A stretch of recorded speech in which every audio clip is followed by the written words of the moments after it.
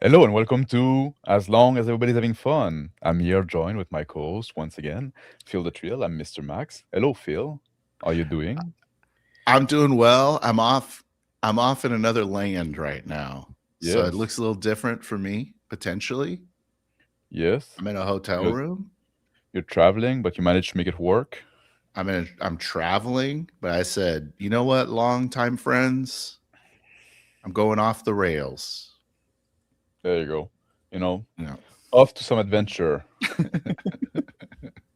They said, "Hey, So you want to come over here?" And I said, yeah, no one tells me what to do." exactly. Yeah. Well, And I it's will. you have your own agency. Yeah. So it's been 2 weeks since we last made a show, but we were on this week, Tuesday. That's our gaming. Like gaming has been a bit slow. It's the start of the year. Everything is disrupted. Mhm. So I we're gonna have to get back start to it. working again. Yeah. So that's And getting to really understand, the my real schedule. You know what I mean? But yes. yeah, And I've been like we doing a lot of sports, trying to push challenge myself a bit physically. Not trying to be less of a lazy bastard. Fat lazy bastard. yeah. I mean, well, we did kind of have a little session though Yes. on We had like a session zero Tuesday. Yeah, for session zero. yes, for a game called Afterlife, That's made right. by a friend of the channel, I Space guess I can say Space Roadie. Space Yeah. Roadie. He likes what's called a basic role play. Do you have a lot of experience with basic role play? Is that a thing? Can No. you tell me kind of like the I don't Is that know. like the same thing as like the BRP from it's I think very it's similar supposed in to a be way. Yeah. BRP. Yeah, Yeah. I think it's the It's very same. similar. So that would be like the Chaosium kind of system, right?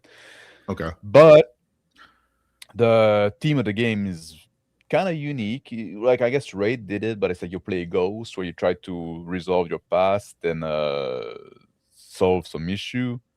Yeah. And the game is meant to be played in a bit of like the game is meant to be a bit disjointed, and so you play random Hmm. scenes and stuff like that, which is kind of unusual, but make it to me interesting. I agree. It's very off the rails. No, I don't know. It's Yeah. very not what we usually do. We usually have a very linear timeline, Yeah. and Yeah. I don't know. We don't jump around. It's not a lot of GM cuts like No. involved in And our also like games. we like being like a ghost that is kind of trapped in this Hmm. cycle of fate. You don't have Yeah. full agency, I guess, in a sense. So that's also something that we don't usually do. Yeah. And Or then we're gonna play this it's game on Tuesday, I guess. That's the on the yeah. schedule. Yeah. So I'm optimistic. I like it. The idea. It seems like one of those systems that will define the tone. You know what I mean? Like kind of what we talk about sometimes. But we'll see. Excited. We'll see. We'll see. Yeah, like I don't know how it's gonna play. I mean, Mhm. like I said, it's different. I'm interesting to see. It's a nice experiment. And it's gonna be. It seems very challenging. Yeah. We talked about like last time. We talked about like maybe going back to Divinity Original Sin 2 or playthrough. I want to tell the people at home. Mhm. I think you can forget about it. I thought Yeah. last time that oh maybe like because the game seemed very slow. I said maybe if we go back out of the if you get out of the fort, the beginning fort, maybe it's gonna get pick up the pace. Let me check a guide how to do it so we can just move to the next section. And just looking at the guide, it seems so tedious that I told Phil like forget about it. Yeah. I It's guess that. those kind of game was up for me. Yeah. Exactly. And every time someone brings up Divinity, we both are just like, ugh. Yeah, So I think that's a good indicator. I'm trying to have fun over here. yeah, but You exactly, know. and we didn't hit the fun for us. Mhm. Oh, hold But on a second. that was okay. I'll Just keep gotta. going. Oh yeah, keep There looking we go. cool. Now I'm cool again. So that's about it for our gaming. Do you have anything else in your gaming life?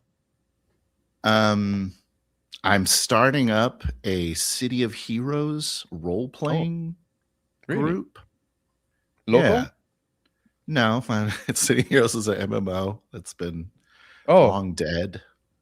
oh, But it's kind of it just turned into, dick and fart jokes. So it's not real. But yeah, it's fun. We're having a good time. Oh, A well, blaster right now for people that know. I'm playing a electric and energy manip blaster. yeah. But All right. I guess that's anyways, interesting. yeah, it's okay. People can join that group, or Yeah, we're doing it. Okay, so if you're going to homecoming servers, go to the everlasting server. We meet under Atlas at 9 at this time on Thursdays. so I assume that it That's what's meant up. those words meant something for people that are If into those that. words mean something to you, then you played City Heroes before. All right, because You like, got to be 14 that level. oh, I thought in age. No. That's okay. Okay. Let's do some news. Okay, There finally. you go. This week in fun important news. There you go. That's the name we got. We came with the segment. That's a very nice graphic you came up with, by the way, Max. Thank you. I I exercised my graphic designer muscle this week. Is there So any news better than fun important news? I don't know. there's last time we had like a news about like a drive-through allowing a game back, drive-through RPG allowing a game back that was like a plagiarized or something like that.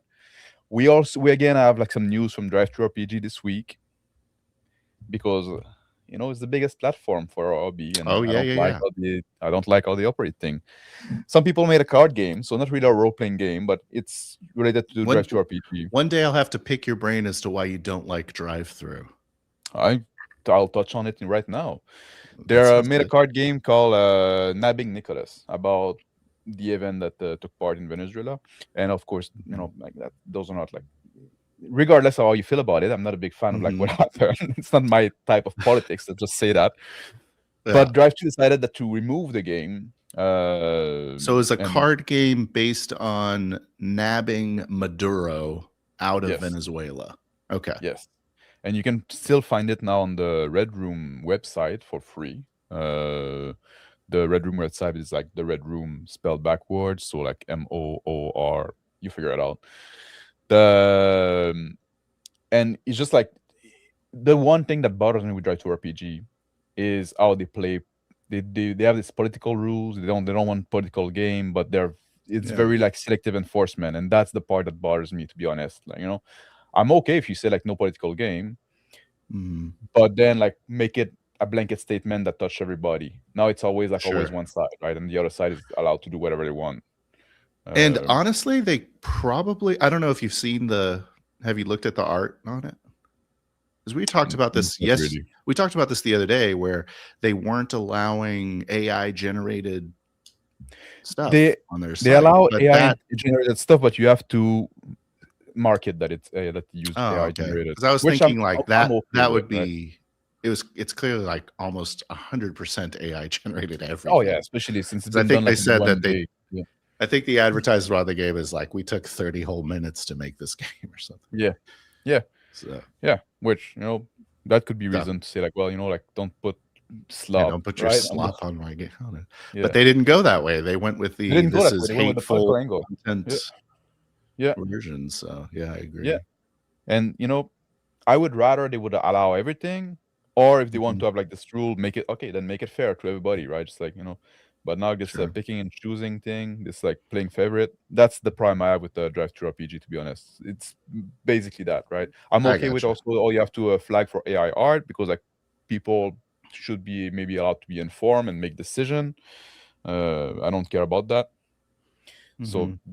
however you feel, right? It's like GMO in food, right? I prefer it to be labeled, and then you can choose not to care. That's fine. Hmm. Um, but yeah, and the other side of that is Red Room's publishing it for free or hosting it. I Yes, don't know, how would you say? yes. The It's Red Room picked you can it print it up. yourself, or how does? Yes, yeah. That's Yeah. that's what it was Okay. anyway on drive-through. So that's not a change there, from what I understand. Okay. But the Red Rooms, I guess they like the controversial they stuff, go the right? other way a little bit. They go Yeah. the other way, right? Yeah. Yeah. So that was like one piece of news. Obviously, it's not a product that's for me. It's not something that appealed to me. But it's just about the political side of it that I found Yeah, interesting. censorship and stuff. Yeah. Yeah, the censorship. In other news, Dungeon Discord had a great video about like some financial leak about of a WotC and Hasbro that got released about apparently by Ben Riggs, and I'm not gonna go through the whole thing, but I'm gonna put the link in the comment in the description down below, so in the chat, so people can go and look at it. If I can get the link again, because somewhere. Yeah, there you go. Is it looking good? It's a yeah, it's a good video. It's like I find the interesting part is like she talked about like how the revenue from WotC, because like it's financial data from going from like a very long time, and how it went like from a big part of the revenue of WotC was from the sale of novels, so the Druids and the Dragonlance novel and stuff like that. Oh, interesting. And then it went to selling the game, and the revenue went in 2019 when they had their big peak. The sale of the book themselves, and now a lot of the revenue moved to online service. Yes, the D&D Beyond stuff. Yeah, and the implication that has. Yeah, they really monetize the heck out of that thing. Yes, and it's not something I was a user of D&D Beyond, and it definitely turned a corner. Like you could feel it, like becoming less usable without your wallet. You know what I mean? Oh, I know. Yeah, I get what you mean. I never used it, so I don't have a first-hand experience because I'm not really a D&D player. The other thing I want to talk about, and then we're gonna go through them pretty fast. World, which is like basically like the RPG news, I guess, website that we have. They made the list of 2026. Hey, DM Scotty. Is DM Scotty in here? Hey. Oh, DM Scotty. Yeah. Well, DM Scotty, why are you busted in here? Yeah. How'd you do that? I guess Streamer decided to pull you in. So yeah, obviously, well, but that's fine. That's gonna work great. We're gonna go through that.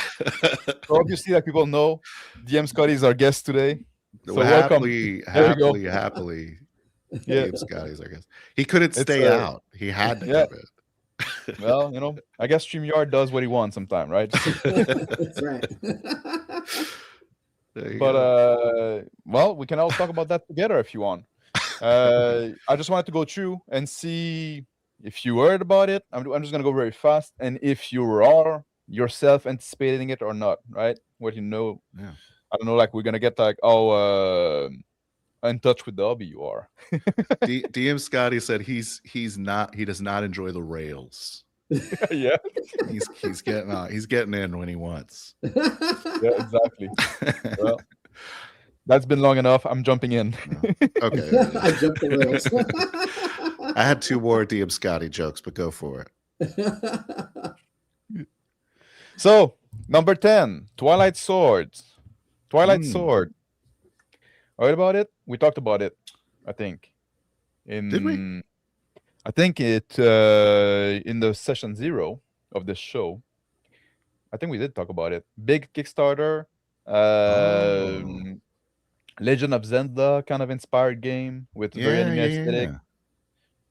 And people with we talked about it also because it's a game with a new system. It's published by Free League, so it's doing its own system. That's often a question, like, are we seeing games that are all rehash of the D20 system, or are we going to see new thing? That's one would be in the new thing. I'm always interested in that, right? Like I want to see people move away, or not necessarily move away, but like try something else. So Scotty, do you follow like the stuff coming out, or you kind of like in your bubble? Yeah. Right on. Yeah. Oh yeah. You got any hot old school console? Yeah. So go ahead, Phil. I was just wondering if Sky, have you heard of that game at all? That first the Twilight Sword. I actually haven't. No, you haven't. Yeah. I Are you haven't like a heard of. Legend I of haven't heard Zelda of fan? Twilight Sword. I haven't heard of Twilight Sword now. No, Uh-uh. but that Yeah. one I did heard about it. Old School Essential. That's gonna be a reprint, an update. So Okay. that's a pretty big name. Yeah. Uh, We played that, right? Old School. No, we didn't play Okay. OSC. We played. I think you're thinking about like Worlds Without Number. That is what I'm thinking about. Yeah. Yeah. Okay. Discworld. Terry Pratchett. Yeah. I didn't know. I heard about the novel. I never read them. So this is not a reprint. This is just a game based on Discworld. Does it This have is second appearance, and Modifius fifth appearance. It's Modifius? Yeah. I know Okay. nothing about this one. I don't know what it's gonna be. Modifius have some game I like. I like buying Modifius games because the books are so nice. I don't know how I feel about the games. Like it's no easy D6, but Same here. the I would books agree. are awesome. Yeah, their Yeah. books are beautiful. I mean, Yeah. I want to put it on my coffee table and yeah. But I like also that they're kind of doing their own system, right? Like I'm a big Sure. system nerd, so when people come up with their own system, like I like to dig into them and see like, oh, that's interesting, or I'm not too sure about this one. The Black Company. Discworld, I think that's also like a. I think the Black Company is also like a series of book, if I'm correct. I don't know if you heard about this. If you guys know anything I've about heard it. of the I think I've heard of the IP before, but I don't remember. You heard anything about it? Is it like fake alternate history stuff? That's what I'm thinking in my head. I'm not sure. It's Green Okay. Ronin. Bring it in. But this No. one I heard nothing about. But the name is familiar. Squirrel Squirrel Hermit Hermit seems to have heard of it. Yeah, seems to have heard of it. Yeah, and there you go. Fantasy Jager book series, confirm okay. it is a fantasy book series. Yeah, I haven't read it. So it's like a because I don't have books mercenary there. Black Company, like a mercenary group, maybe. I don't know, something like that. Yes, that's what I would think because like the White Company was an historic mercenary Mhm. group. The Broken Empire. That's the game by Me, Myself, and I guess, right? Okay. You know who that is? You haven't heard of it? I know who that is, but I've not heard of the game. Yeah, huge Kickstarter. I've heard some people being excited about it. Mm-hmm. I know that the Black Lodge game talked about it. Sean even was talking about it when he was alive. Okay, So- so positively. Yes. Okay. As positive as Sean could be. Well, BLG. We'll talk about BLG. Is BLG Yeah. positive? Yeah. Okay. You heard about this one, Scotty? No, I haven't. No? No. That's fine. I But barely. this one, I've never I'm sure we Oh, all no, heard this about. one I've heard. Yeah, of course. Yeah. Ars Magica making Yeah. a comeback. That's big. It is. Yeah. The definitive edition. What number are we at, by the way? Number 5. Oh wow. Okay. Yeah. So Ars Magica, you played Ars Magica before? Me no. I haven't. No? You haven't? Oh. I I'm know. I surprised, know the principles of the game, but I've never played Yeah. it. Yeah. Honestly, I'm not smart with systems. I don't know what Ars Magica is. Huh? I'm no expert. Like I find it was like interesting idea in that game, but like I'm not a fan of like playing Magic user, so never Oh, gotcha. appealed to me. Oh, that's the one you were talking to. You keep telling me there's like a wizard and he has an entourage. Yes. So Okay, it's like yeah. it's true play.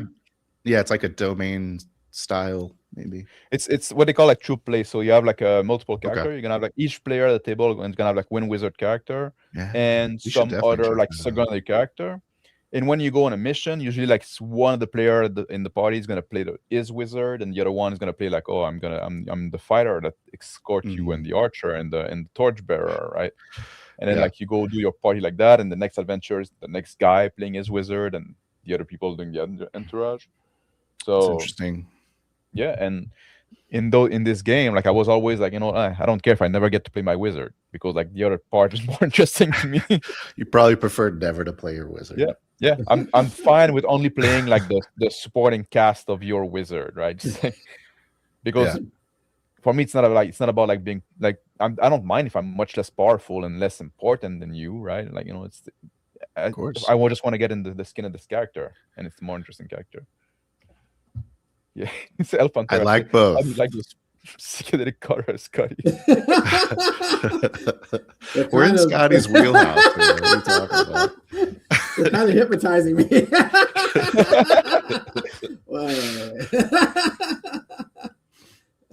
We're trying to get him to hand out free copies of EZD6 to the chat.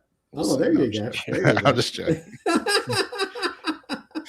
The Warhammer Fantasy Roleplay got a new edition, which we talked about also last time because it's like why? Because like the fourth edition was a return to form. People didn't like the previous edition. Fourth edition is closer to second, so people liked it, and now they're bringing a fifth. It's always like the cycle, right? You always have to bring a new edition to bring in new cash. Yeah, it's the only way to make money. Fifth edition of Charm.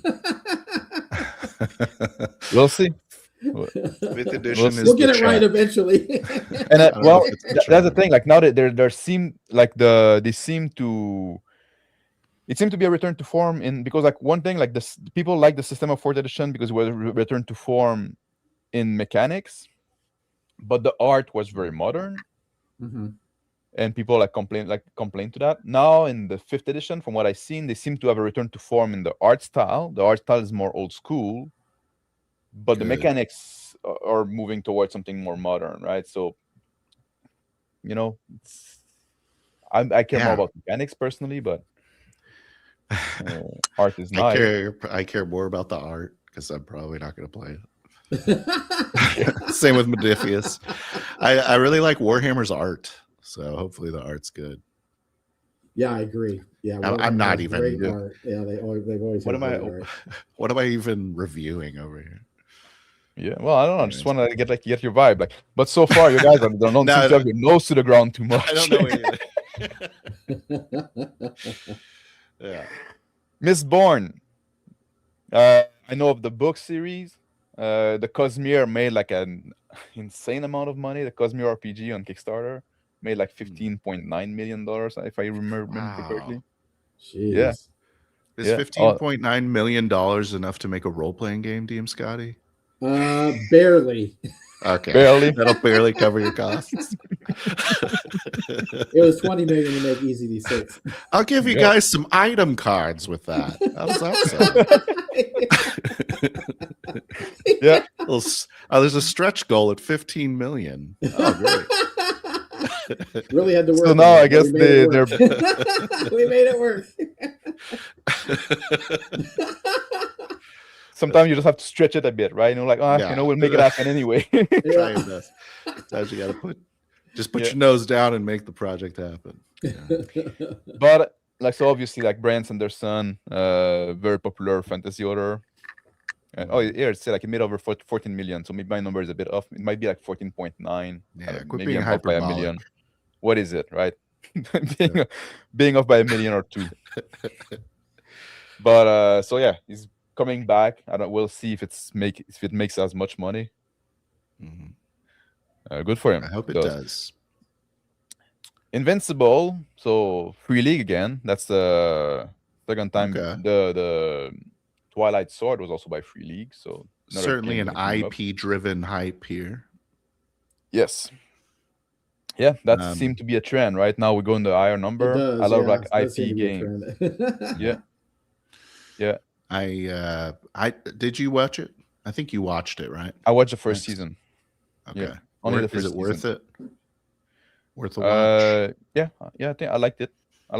I was worried that they would bring it to a direction I'm not too fond of, but trying to make Omni-Man the bad guy and stuff like that. But but it's good. Have you watched it? Is he like clearly is he clearly meant to be the bad guy? Well, It's a matter of perspective, right? Yeah, that usually means yes. If Max says it's a matter of perspective. I understand his point of view, but yeah, Right on. but I Maybe also I'll check understand it like the out. I human don't know. point of view. You watch Invincible or read it? I Scotty? watched. Oh yeah. Hmm? I was Are you gonna say I familiar with the watched IP? like the first. I was gonna say I watched like the first 5 episodes or so. But what about you, Scotty? Have you seen Invincible? Yeah. Do you like You a it? fan? Yeah. Yeah. Okay. Yeah. I had never really read the comic or anything, but yeah, I did like the show. It was fine. Do you how do you feel about like a superhero role playing game? Because that's something you haven't done yet with Easy That's D6. Is true. that something like you could consider in the future? Oh, like a superhero? Yeah. Supers. Yeah. Yeah, I've actually thought about it.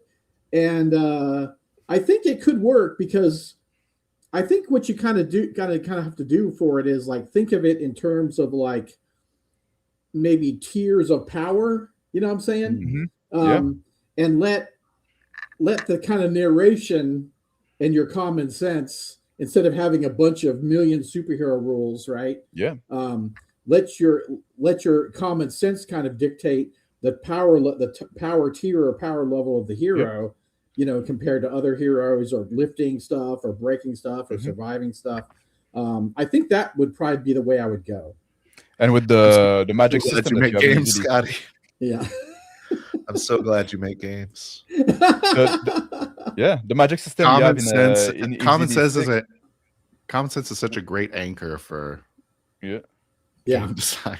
Yeah. Yeah. And also it would work well with the karma and the hero dice, God. right? Yeah, People yeah. fit like Oh, right yeah. in there. Oh yeah. Yeah. Yeah, totally. So yeah, maybe something Start to look put- forward in the future. The power dice from I don't know when you introduced power dice, but I like that. Oh yeah, thank you. Anyways, Yeah. we'll talk about that later.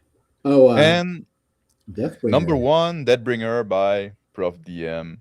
And I love that, you know, people know Dan, they know Professor Dungeon Master, but like this really isn't like, oh, this is an IP, a famous IP that we snatched and now we're making a game, right? This is like his game, right? Yeah, creator driven. I love that it's number 1. I love that that's like not some other famous IP is number 1, and actually his thing that he made up is number 1. That's awesome. Yeah. I like to see that. Yeah. I've also read the game. Oh, really? Oh, okay. I reread the game. I can't tell you anything about it. I can't say no. Oh, so a little just say that I DM love Scotty behind the I scenes. love it. You want to drop an exclusive right here? Yeah. Scotty, Like spoiling somebody else's game. Well, you know, it's based on Shadow Dark, which I thought it piggybacks Shadow Dark, which I thought was pretty smart. But it definitely brings its own vibe and its own rules on top of that. And it's a very easy system, but it's a very deadly system. I like that. You have I to like that kind of. You have to enjoy that kind of game. But I And think, I do. yeah, I think it's great. The book is fantastic. It's a fun read, and I think it's gonna be great once he gets all the art and everything in it. Yeah. Yeah. Yeah. Well, but there's certainly a trend. Like it's good that it's one like the number 1 kind of buck this trend. But a lot of IP game and even like the Twilight Sword, right, is like it's not directly IP, but it's strongly inspired by something that is very recognizable. So right. And you know, like with a D&D based system kind of thing, you know, like Shadow Dark thing, it's like anybody who's had experience with D&D can just sit down and play it. You know, that's like ICRPG and that kind of thing. And that was the danger I took with Easy D6 because I didn't copy off any system. You know, I was inspired by systems, but I didn't necessarily, you know, make it the D20 system. And then, you know, it's all the same things that you know. So, but that's great with those games because you can just sit down and immediately play them. Like this, you know, you already know the rules essentially. There's an advantage. I think like rules impact the tone of a game a lot, right? Because like you know, that's like the example I often use, like between like D&D 5e and Warhammer Fantasy, right?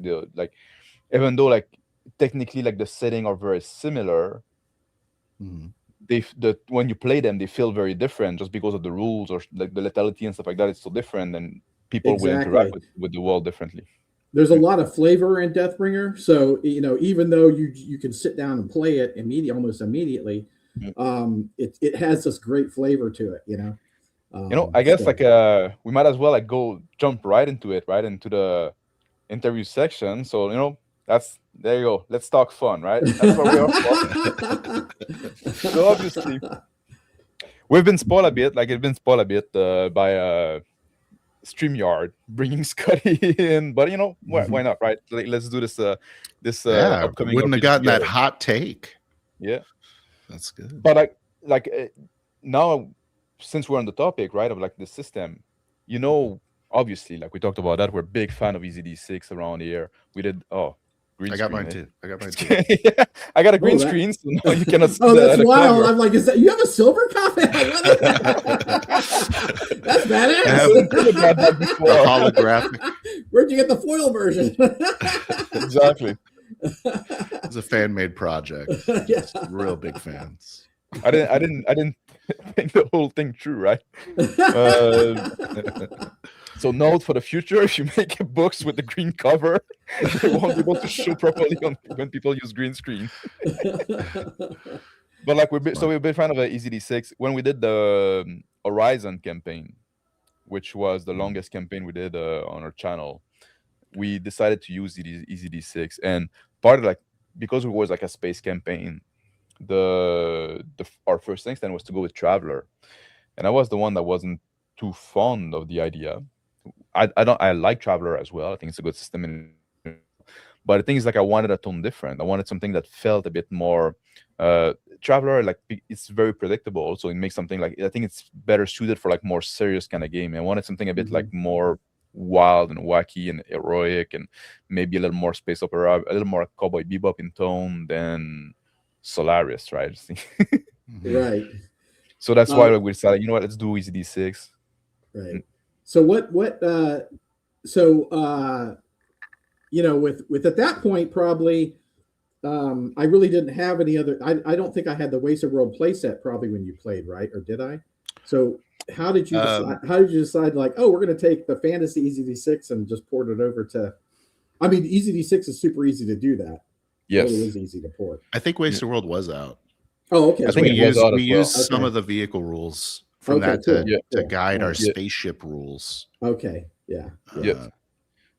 Yeah. And we're just like, it's a simple system, and it's just that the logic is there, right? Once you get it, you can just you kind of put yourself in the mindset like I would a designer, DM Scotty would do that, and then you try to figure it out, and maybe we get it right, maybe we get it wrong, but it worked for us, right? And it's just a matter of making your own paths and inclinations. Yeah. Oh, totally. Yeah, you can't really get it wrong. Yeah, it's just yeah,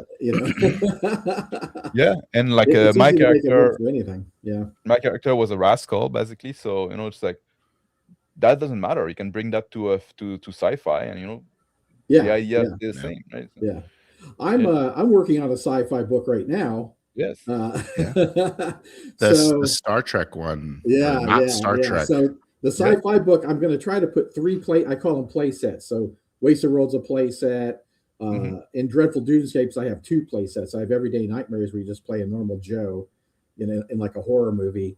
And then in the other set, it's Dreadborn Hunters, where you're like, you can absorb monster energy and manifest monster powers and stuff like that. But with the sci-fi, there's so many different types of sci-fi. I wanted to do some different sets. So one of them is basically rocket, like Space Commandos, where you're like Buck Rogers type, pulpy heroes. The other one is a Star Trek inspired one, which has been just a blast. And because I'm a huge Star Trek fan.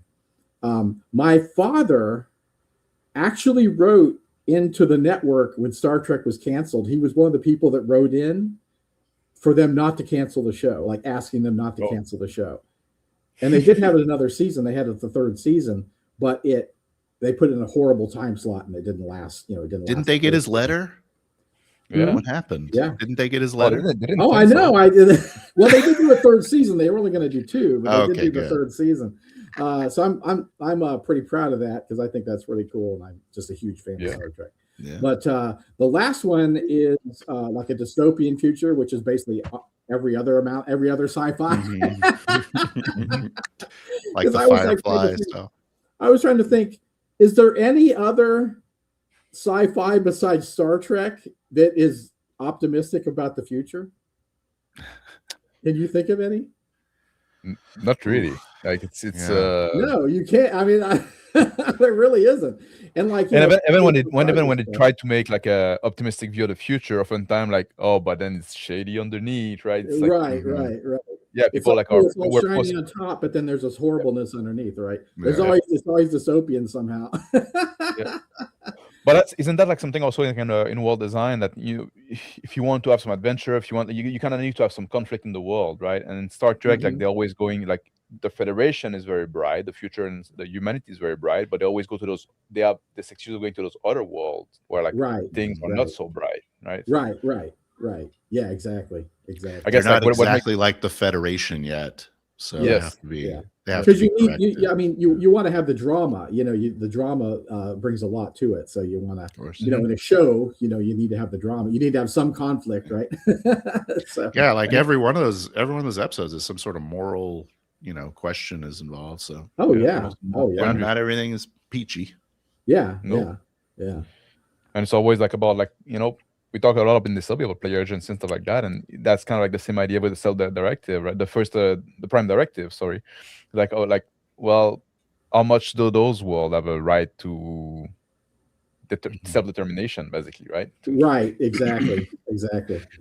Yeah. Yeah, Kirk, you know, the joke, Kirk always broke the primary. Until it gets in Kirk's way. Yeah. That's what the agency goes. He's a very railroad captain. And it's interesting because even if you look in the modern series, which I didn't watch much, I'm not a big Star Trek fan to be honest, but like in the modern series, they lose this optimism, this sci-fi optimism and this bright future, and now like they make this feel that way. It does feel that they. Yep. I don't know if it's they're trying to have more drama in it or what, but yeah, it does feel like they're losing that a bit. They started doing that in Next Generation. I mean, corrupting the Federation. Yeah.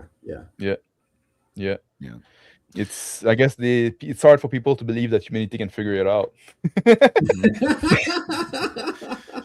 That people's base to accept that just go that at some point we're gonna become enlightened as a species and stop being human, right? Just like stop being like, we have like this we have this saying in French, où y a de l'homme, y a de l'hommerie, like where there's men, there's gonna be like men always say like men stuff, right? Men behavior, manly. we say boys will be boys here. Yeah. I don't know, that's that. Yeah. Is that the same? I don't know. Not quite, but like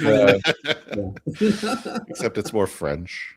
Yeah. Well, it's the concept that human are flawed being, basically, right? Yeah, I get it. Yeah. And as long as you're gonna have a human, you're gonna have like flawed people. Yeah. But like you guys took Easy D6 and made it, your own with that. It's like it's so easy to convert. It's like anybody with Easy D6, it's like don't be afraid to make your own setting, make your own inclinations, make your own rules. I mean, because it's just like it's so easy to modify. It's so easy because like with the horror set, I was like, okay, this is very Gonzo hero-ish, right? If I want people who are like in a horror movie, they can't have all this karma to spend and hero dice and all this stuff, right? So in the horror book, I made it stress. So when you you can take on stress, but whenever you get 3, you lose a strike, one of your strikes, because you're stressing out. So you got to be careful about how much you take on, right? And instead of the hero die, which is very granular with a different 1 to 6 roll, I just have the flip of fate, which is just a 50-50 chance of like something miraculous saving your butt or something horribly horrible happening and taking you out, right? Because that's what it seems like horror movies are, right? Like some person in the movie gets like so lucky that they don't get killed at that moment, and then another person just meets their, opens the door and the killer's standing right there and they meet their end, or whatever. So. Okay, I just want to take a minute. I got the dreadful Doomscapes. And I was pouring over it these last couple days because I wanted to check it out. I wanted to do what we did with Horizon, but I wanted to do it to a horror game. And I was developing these other side roles because I knew that karma needed to get changed in some way. And I came up with these like complex solutions. Stress is it's so easy D6. It's so simple. It's such an elegant solution that resolves everything. It can be damage. So I don't know if people know, but you take 3 stress and then you get a strike. So that's kind of how it works. So, and then monsters can give you stress. So that's that like psychological damage. It's all in this one mechanic. It is so smart. And the idea of the whole luck factor, like it's throughout the book. Like I think there's even an inclination that's like just lucky or something like that, where you can turn a 1 into a 6 or something like that once a session. That is so on brand. The tone, you really nail horror tone. And I just want to applaud you for that. I love this book. I love the fact that I love both of it. Is so it's just you really nail the tone through the system. And I highly encourage anyone who ever wants to do a horror game, do Dreadful Doomscapes, man. It's so good. Well, thank you. And you see that's what I was going. That's what I was talking about, like all like system informed tone, right? And like even though like yes, you can adapt EZD6 to like any like I think sometimes like slight change like that, right? Make the bring the tone to the fourth like people like I think like it's a mistake sometimes to want to play like every type of game with the same system. You can have a preferred system that works for a lot of things, but like sometimes it's worth changing the system slightly or going with a different one, stuff like that. And also you could feel that shift with the Dreadborn hunters.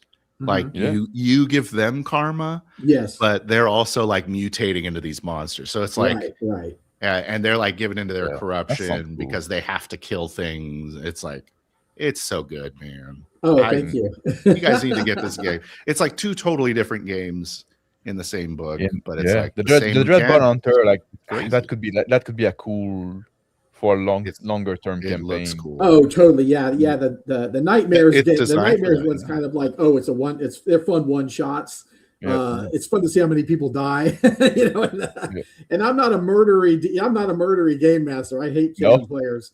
But really, in that those games, I just go. If you die, you die. It's just like there's a Doom mechanic also. I don't know, Max, if you know about it, but there's this Doom mechanic where like after every session, your guy is potentially like getting closer and closer to death. They're just like turning into this monster as you go forward. Yeah, that's cool. So it's like it's meant to make your characters kind of eventually die.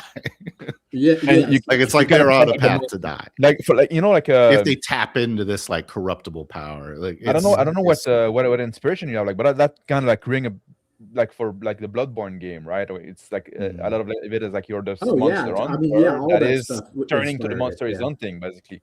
Everything from Buffy the Vampire Slayer, to to Bloodborne. Yeah, totally. Yeah, it's really a game called Rippers that inspired it too. It was a Savage Worlds. It was a Savage Worlds setting. It wasn't a modern setting, but it was a Victorian setting, and they literally like ripped the monster parts from the monsters and like grafted them to their bodies and stuff. Which is pretty cool. I always thought that was pretty cool. But I like the fact in Dreadborn Hunters that they can manifest the stuff or make it go away. Like if you have wings or a tail or horns or fangs, you can make that manifest, but you can make it also go away, like absorb back into your body. Oh, I didn't. I guess I missed that part. Person, right? I thought you were just a psycho from then on. Just like, I'm just walking around with demon horns now. It's like, well, you should probably put a hat on, I guess. I don't know. But I thought something like if it's hackable, you can always like make it for what you need, right? Because I'm always trying to think, okay, how can I boil the thing down to the barest, easy essentials, right? And the things I'm most proud of with Dreadful Doomscapes is the stress, where you can stress out and kill yourself. You can actually kill yourself, or the Doom mechanic. Okay, so the Doom mechanic is when you get 3 Doom, you have to pay the price, whatever the price is. Okay, so if you're using a cursed artifact and you get that last Doom, you fail your save and you get the last Doom, then whatever that price is you pay for the artifact happens to you.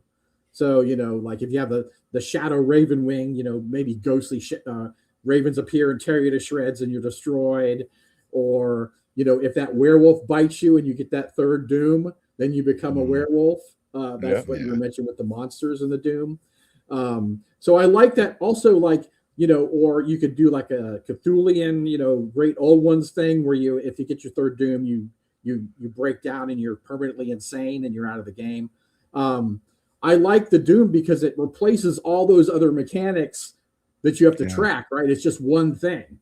Yeah. Instead of like, oh, here's my sanity, and when I hit this, I have to this and this and this. It's just 3 doom, and then if it's by a great old one or something, you're permanently insane. You know what I'm saying? Yeah. Whatever the price you pay for that manifests. There's also a special character monster in the book called the what is it? The Dread Librarian, and it's like this otherworldly library.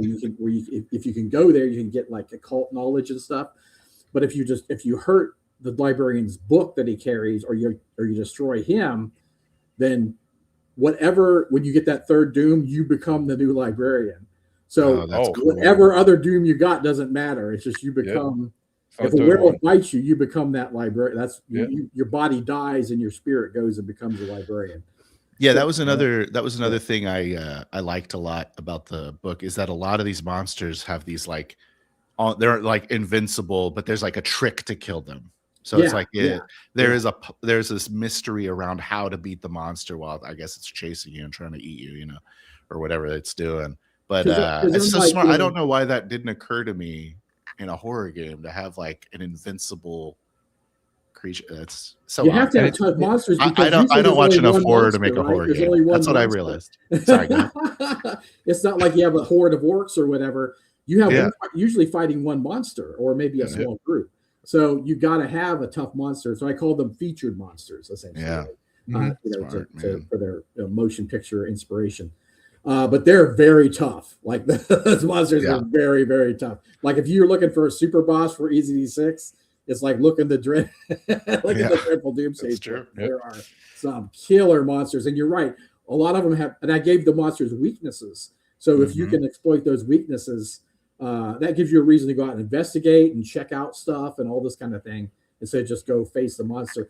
Because I get in the book, I have a scenario about the Mothman, and this guy was telling me his group like tried to go face it, like, we can beat it, and it like kicked their butt, and they're like, oh, wait a minute, we gotta pull back here, because it's really tough. It's really crazy. Have you ever seen a horror movie before? Well, we can go with mechanics, and we got all this karma, and we can do this. Yeah. Like, no, it didn't work out that way. Someone always dies the first time you meet him. What are you talking about? Yeah.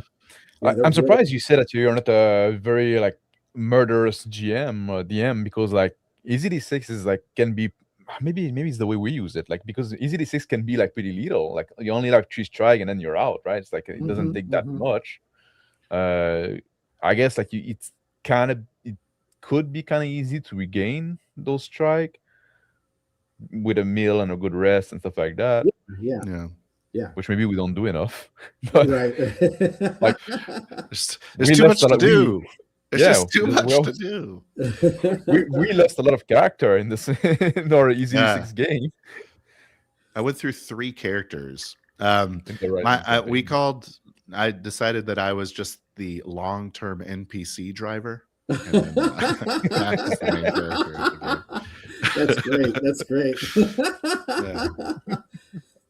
And ED6 is, it's more forgiving than you think. You think, oh God, 3 strikes, and God. But with karma and armor saves and all that stuff, you can really, you could outlast, like a fighter in D&D. If you got lucky enough, you could easily outlast a fighter in D&D. Because attrition is eventually going to take you down. But if you keep making those armor saves, if you got a shield, your sword and board in it, and you're making those armor saves. Yeah. I mean, when you got the really 4+, 3+ armor. Yeah. And you can roll crappy. You can roll horrible. When I was when we were playing like with Korvac, right? And like in the first session we played, I rolled super hot and I'm there and I'm slicing through those mooks like there's not like I'm with my big two-handed sword with the cleave option, and I'm going through like a meat grinder basically. Come the next session, I rolled terrible. Oh. I died. But you know, it's whatever Max is like, man, I really like that character. I'd like to revisit that game. That character is dead in the next session. That's what you get for going back. Yeah, that's what I got. I got finished. Yeah. With the oh yeah, go ahead. Sorry. And the karma mechanic, right? For me, like I love those mechanics because like there's always like in the stress and stuff like that, because there's always like this kind of risk reward kind of thing. Like it is, yeah. Oh yeah, totally. Make like every dice roll become you always have a choice, because you know you can say, well, I could spend karma, make that a crit. I could, or try to get a crit. I could spend karma, or I could just take karma and exactly. Right. So like every time you make it's this like this. It's just like you just don't. It's not a passive roll. You always have to make a choice, basically, right? So. Yeah. Oh yeah, and that's what I love about, and that's what makes the game more not complicated, but have more depth than you think. Yeah, it's engaging. Right? Because when do I use that karma? When do I use that hero die? Right. Yes. Do I save it? We got this really big bad coming up. Do I save it for that? And don't let this happen, or do I really want to murder this monster that we're fighting? Right, it's pissing me off. And it feels like you're slowly failing. So like if you're losing a bunch of roll, and you're burning karma, you'll just those reserves just like empty out, and it's like I rolled a 2, it's a 2. Yeah, I can't do anything. Right, and you just that's when the strikes start coming. You know what I mean? It's like the hero's journey, right? Because the heroes are incredibly lucky, right? Yeah. So, but eventually the hero gets their beat down, right? Yep. In every movie, the hero gets caught or whatever, they get their beat down, and then they usually make a comeback, right? Because when you get the beat down, you generate this karma, right? Yeah, exactly. When you're down, you generate karma, right? You start generating karma, and you can get back up and kick their asses. So, it really, to me, feels like it follows that kind of classic hero tale. Yeah, I'm a big believer in tone in games, and that enforcing tone. I think karma is really good at that. And you can, if you have a certain tone of a game, I think you can just like changing the mechanics. A little bit of karma allows you to really change the tone of your game. I think it's totally. Like you said, Easy D6 is so customizable. And the game itself is just super easy, right? Because as the game master, you're just like, oh, okay, you need a 4 to do this, right? And all the interesting rules are the player facing rules, right? You got karma, you got your hero dice, you got crits. You know, are you going to boost your crits? You know, with your hero dice and your karma, and just murder stuff. You know, but then you run out of your karma. So, it's all those decisions are all player facing, and it's like it's for me like it's the game is simple but engaging, right? Because like you don't need like all those, like you don't need 10,000 buttons to press. You don't need like all those like complex thing, like complex rules, all those if and then like, you know.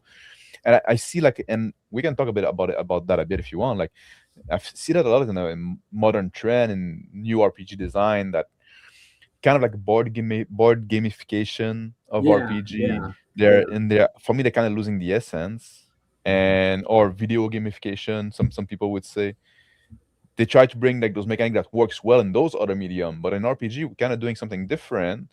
And I don't think you need that, because you can still have something very engaging just by just having meaningful mechanics like that give you choice. Or role playing.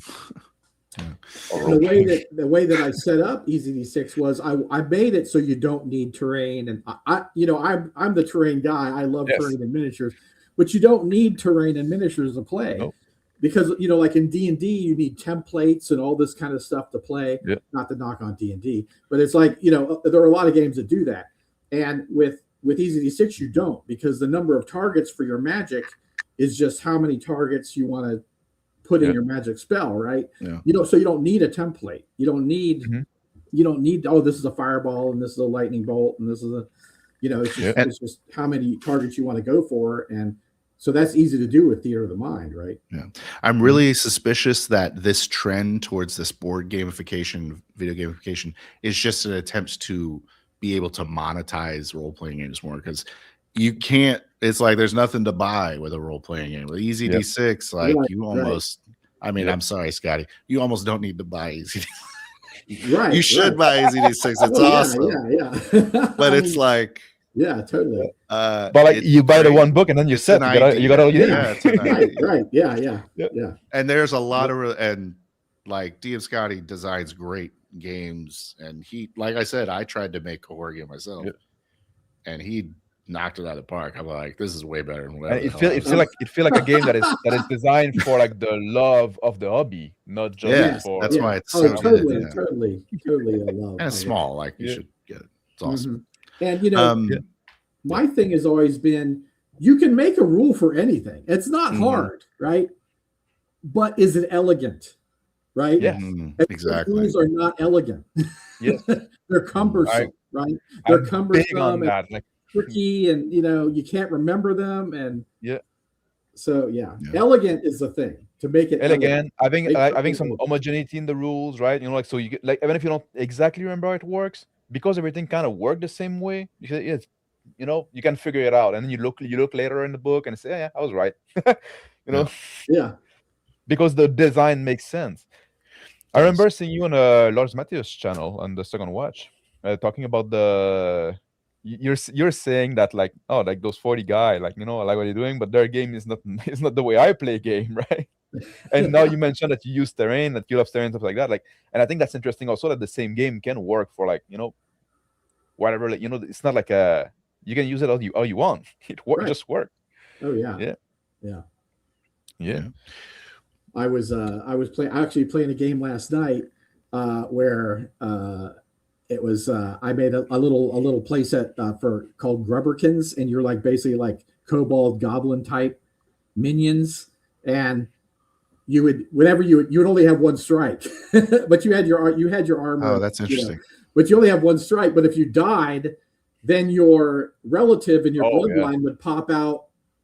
You know, the player would just make up where they pop in.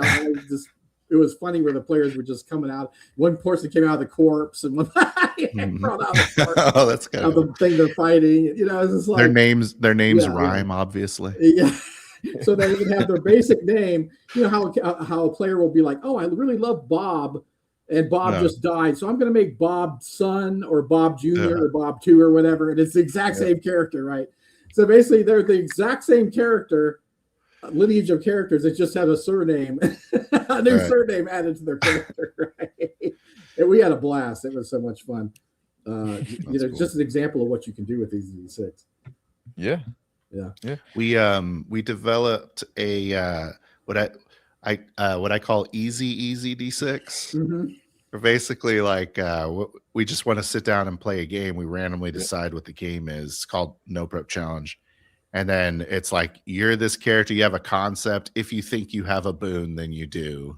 And if not, then you don't. And you have because like we try to get like we usually like gonna take like about 20 minutes to decide, okay, what's gonna be like, we'll roll randomly basically. What's gonna be like the setting, what's gonna be the tone, what's gonna be like who's gonna be the GM. So now we have to make like those characters very quick. So it's just like, okay, like, you know, we make character basically as we play them, right? As we define them. Basically just you have an aspect. Right. I love that, because you could say, oh, I have essentially 3 aspects or something, right? Yeah. And that would be your whatever, you know, you could make a case for would be you get a boon for, right? Exactly. You don't even need like inclinations or whatever. Yeah, that's really cool idea. I like that. Yeah.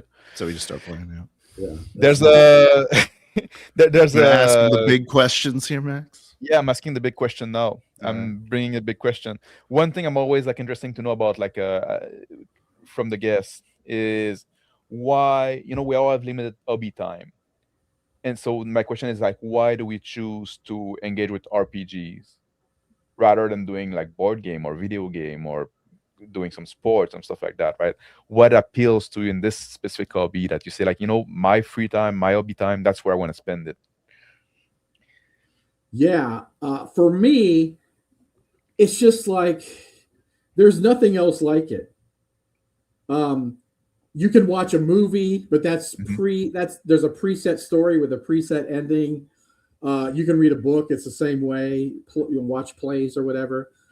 But an RPG straddle that kind of drama, story, thing. But they're different because you never know how it's going to end, right? You don't know how it's going to end. You don't know what the players are going to bring to it. Because I always like to grab, when players mention stuff, I always like to grab it and put it in the game, or the characters mention something, or even just have them make up something. I just there's just, to me, there's no other experience like it. Yeah. Yeah. It's the participative side and the creative side to it, I guess, like would make that. It's just like you're a bunch of kids having fun, like out in the schoolyard, just making up stuff, just having fun. And the rules keep it kind of grounded, so it doesn't get, I guess, too crazy, or the thing where, oh, I shot you, no, you shot me, no, I shot when you were a kid, right? But the rules do that. But besides that, you just want to play, right? And that's why I try to keep the rules out of the way as much as possible, because you just want to play. Like in EZD6, if somebody does something, you could give them an ability or a power. Maybe they did something in the game and something happened to them.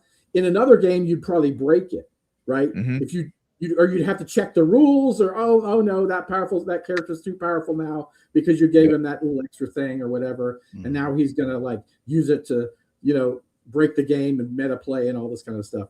Where you can't really do that with EZD6. You can't really meta play. People have said, oh, you can make the luckiest character alive, and you can give them you can give them starting with the extra karma, and getting the 2 karma when you fail, and all that kind of stuff. First character Max made. And yes, you can do that, but you're not good at anything, right? You're not good at anything, so you always have to use that extra karma in your rolls, right? Because you're not rolling with boons. Right? But like also I'm okay also if a character are imbalanced in some way too, right? Yeah, like you can have like this guy that's generating karma like a.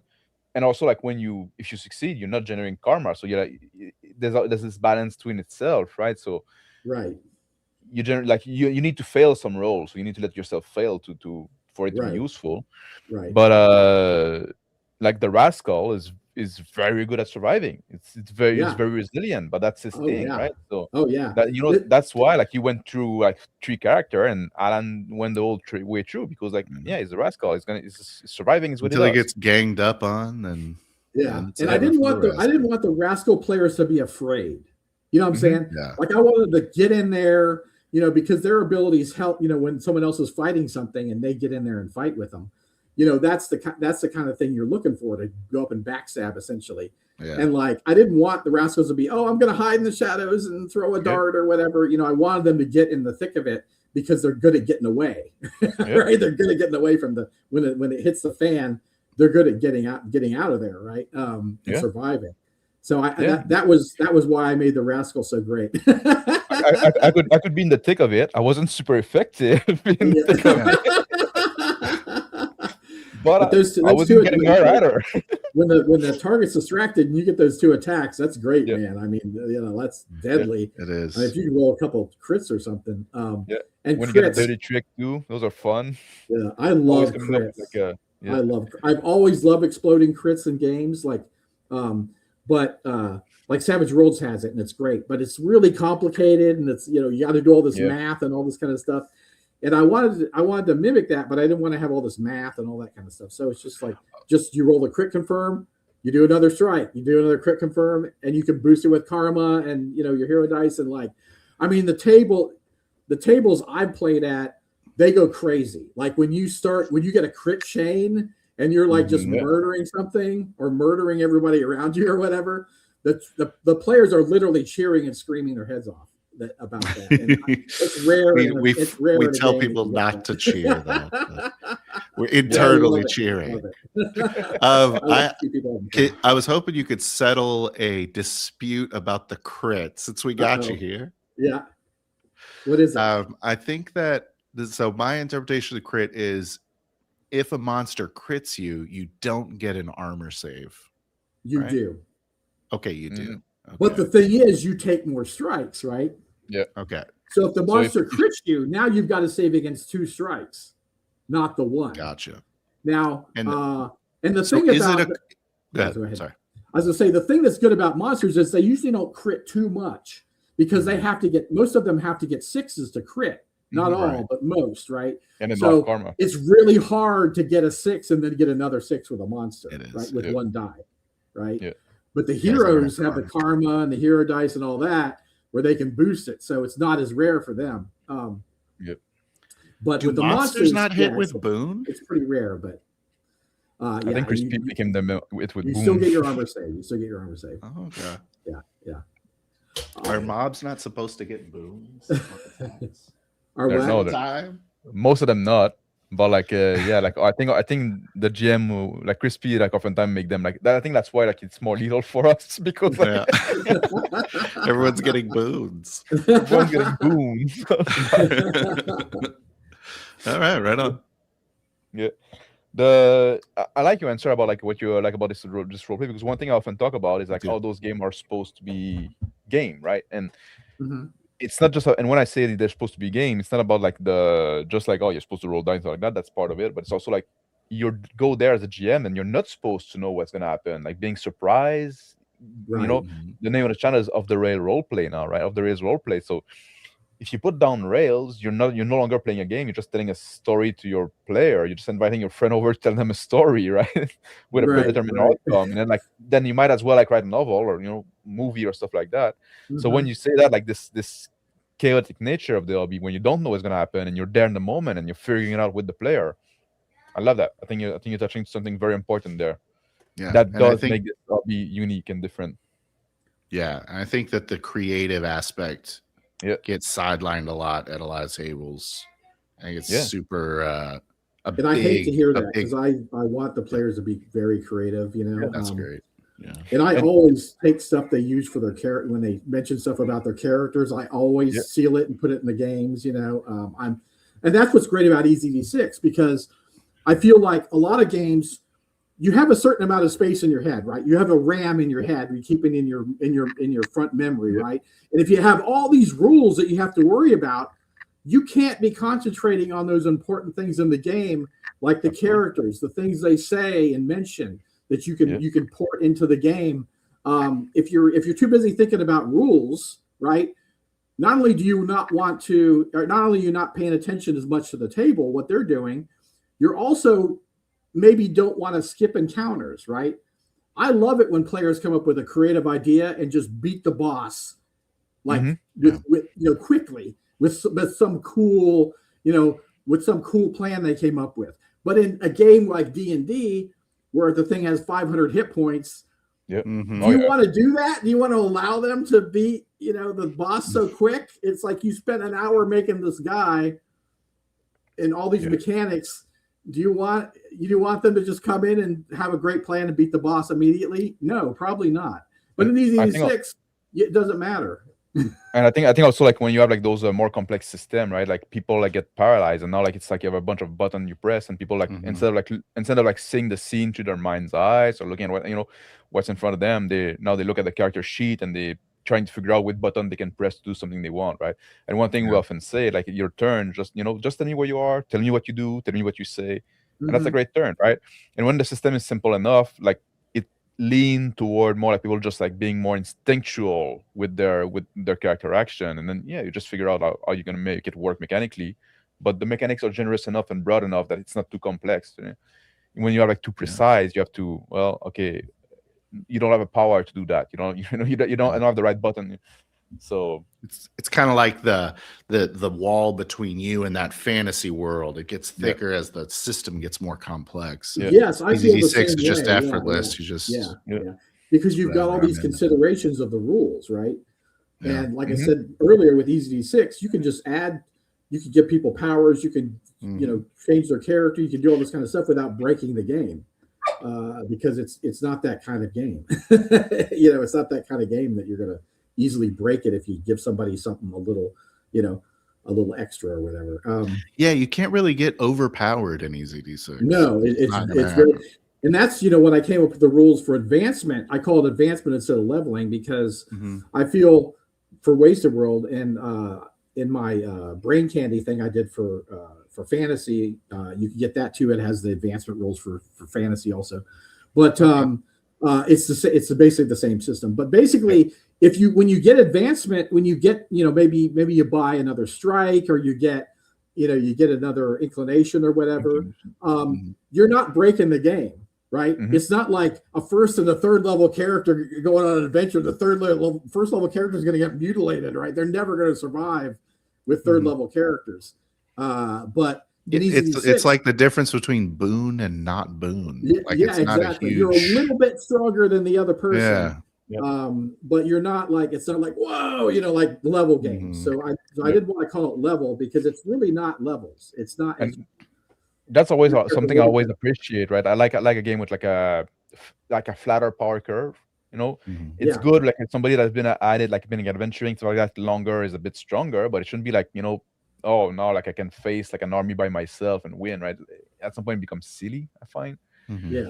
And I think and advancement, leveling up and stuff like that, I think it's that's not the end all be all of the game, right? Like your character is gonna progress, you're gonna have character arc, your character is gonna develop, you're gonna have contact, you're gonna get new resource in different ways. So there's always advancement. You're always like something else. Before we knew about the advancement stuff, I was trying to push for like awarding aspects as kind of like achievements, where it'd be like Dragon Slayer. Oh yeah, or something like that. That's a great idea. Yeah, as a way to do it. And that's what we kind of did. Hero right? of like the town, or whatever. Like when we started playing Horizon now, and then people will take you into their homes or serve you beers at the local tavern or whatever. So yeah, that's really cool. And there's no reason you can't do that. With the game, but also when I made magic items for EZD6, everything is like really a big deal. What I'm saying? Like the magic items are really a big deal because like in D&D when you get a +1 sword, it's like, oh yeah, +1 sword, ooh, whatever. Yeah. Oh, I'm gonna drop it when I get a +2 sword. Right? But having a boon, an extra boon to attack, that is huge. Like that is an enormous advantage by having an enchanted weapon, right? Or like everything. So, but all the other stuff really does great stuff. There's no like really kind of just throwaway magic items, which people just for like D&D example, they make just thousands of magic items and sell these books. You never could possibly use all these magic items, but it's like a lot of them are just not. They're very situational. They're kind of crappy. They're not. They're not that great, but everything in like EZD6 is good. Like every magic item in EZD6 is good, especially the ones with boons, because having a boon is like a huge advantage. Is that the magical mementos cards? Is that what you're describing, or? Well, my friend Meredith did those, but these are the ones in the book, in the table. Oh, okay, yeah. Yeah, those scrolls are awesome. Like, whatever we use, it's really impactful. Yeah, the scrolls are a big deal, and they're fun too because if you're a conjurer with a certain school of magic, it's fun to use some other school of magic, right? That you're not used to. The magic system is the best magic system ever. Oh well, thank you. I love that's the creative. Like you're giving it to the creative. You're giving the common sense. Those pillars of your game make it really good. One thing that has been criticized of EZD6 is you kind of have to be an experienced player or game master to run it properly, because it expects you to kind of have experience judging and all this kind of stuff. Right? It doesn't tell you everything, every little minutia detail, right? It expects you to make fair judgments, right? So that has been one criticism of EZD6. How do you guys feel about that? I don't know if it's true. I think like because the game being so simple, and I think it's very easy if you want to get somebody new. Like if I were to get my mother to try to play one of those games, right? I could just tell her like, well, that's the thing. Just tell me like you have boon on those things. So if you're good at doing those things, then you get a bonus dice. And when it comes your turn, just tell me again, where you are, what you do, what you say. And then like Mhm. if what you're doing is like based on the one thing, you have a boon, then you just roll it to the ice and that's it, right? It's like, it doesn't, the system doesn't get in the way. So it's be very good for new people as long as you have reasonable people like that they understand like this is the limit of the world, this is what's Mhm. possible and stuff like that. Like, you just need some common ground, common sense understanding. Yeah. Uh, but And what our style of role playing, yeah, it's harder to get you know, long time role players that have done it a different way to do it than yeah, it is to get like a newer player. And I think that your system is very much like that playground imagination, yeah. like really feeds into that type of person that's trying to be creative and play. You know what I mean? Because So I the other think side it's of the probably argument, better for a newer player than maybe a more of a structured D&D style play like the this. the other side of the argument is like if I try to get again just to an example like my mother to play a traditional D&D, and then I say, oh, you want to play a wizard, you have to learn all those spells and all they do, and they have like all those like Yeah, every turn, every time she tries to do something, she's gonna have yeah, to spend like 15 minutes rereading the thing 3 times and trying to understand what it mhm, means and all those like yeah. specific language, right? So I don't think that's any better. It's just like the Versus certain you people are versus more just used saying, to it. yeah, Yeah, versus just And saying, fire my stuff. languaging Like, is a okay. little sloppy because people are like, oh, I say kind of like turn or met round, whatever kind of thing. Uh, I think that has tripped a few people up as far as that goes. Just because I'm an experienced gamer, so I didn't really think about it. mhm. yeah, Having hard, fast, like this word means exactly this and this. For the most part, yeah. But I mean, there are some slips in there, and I think some newer people, running it might have a little bit of an issue. But I agree with the And new I players. think the New players opposite. love it. New players love the game. I think the and it's opposite. also like I think a newer yeah, player is going to look over little things like that, whereas someone who is more of a hardcore rules analyst is going to be like, yeah, "Oh, what is Right, a right, round? I right. thought we were yeah. talking turns." Yeah, And I think I also think there's a that's big what I would difference. change about the book a little bit. Mhm. A little bit sloppy with that, and I would, Yeah, fix that up a bit. So yeah, a It's little bit bad. of Yeah. additional that's what I would improvement, but change. like it's also like I think there's a big difference because like I could teach somebody to play ZD6 like in a few minutes, right? Just like Mhm. even if they don't have the books, and like it's simple enough that you can just go in there like and I'll tell you what's relevant to your character, what you want to do, and stuff like that, and that's it. We can move on, right? Like Yeah. the upfront costs much lower. So if like for a new player, that's a great thing as well, right? Oh Somebody like yeah, somebody just totally. want to, Yeah, oh, yeah. I'm curious about this role play thing. I want to try it, right? Okay, go read this 500 tome book, right? It's Right. like I feel it's like a college course. Some of these systems is like a yeah, college course, yeah, taking it to learn the rules. It's just like what yeah, I don't have 3 months to learn the rules of this game. yeah. So S- yeah, So it's a um, very like a different commitment, right? Like the in yeah, like it oh is. yeah, It like yeah, is. this and when it's like I don't feel like ECD6 is it's not so much like design by exception, right? You have like simple rules that kind of work all the time, but like in D&D, it's like, oh, this is a simple rule, and here like 20,000 exception to those simple rules Yeah, right, right. Right. that you need to know. So I do that now because I want to do this. Oh yes, but normally yes, but in that case it's different, right? It's like it's Mhm. always Right, that. right. But in this case, right. Yeah. That's a really good point.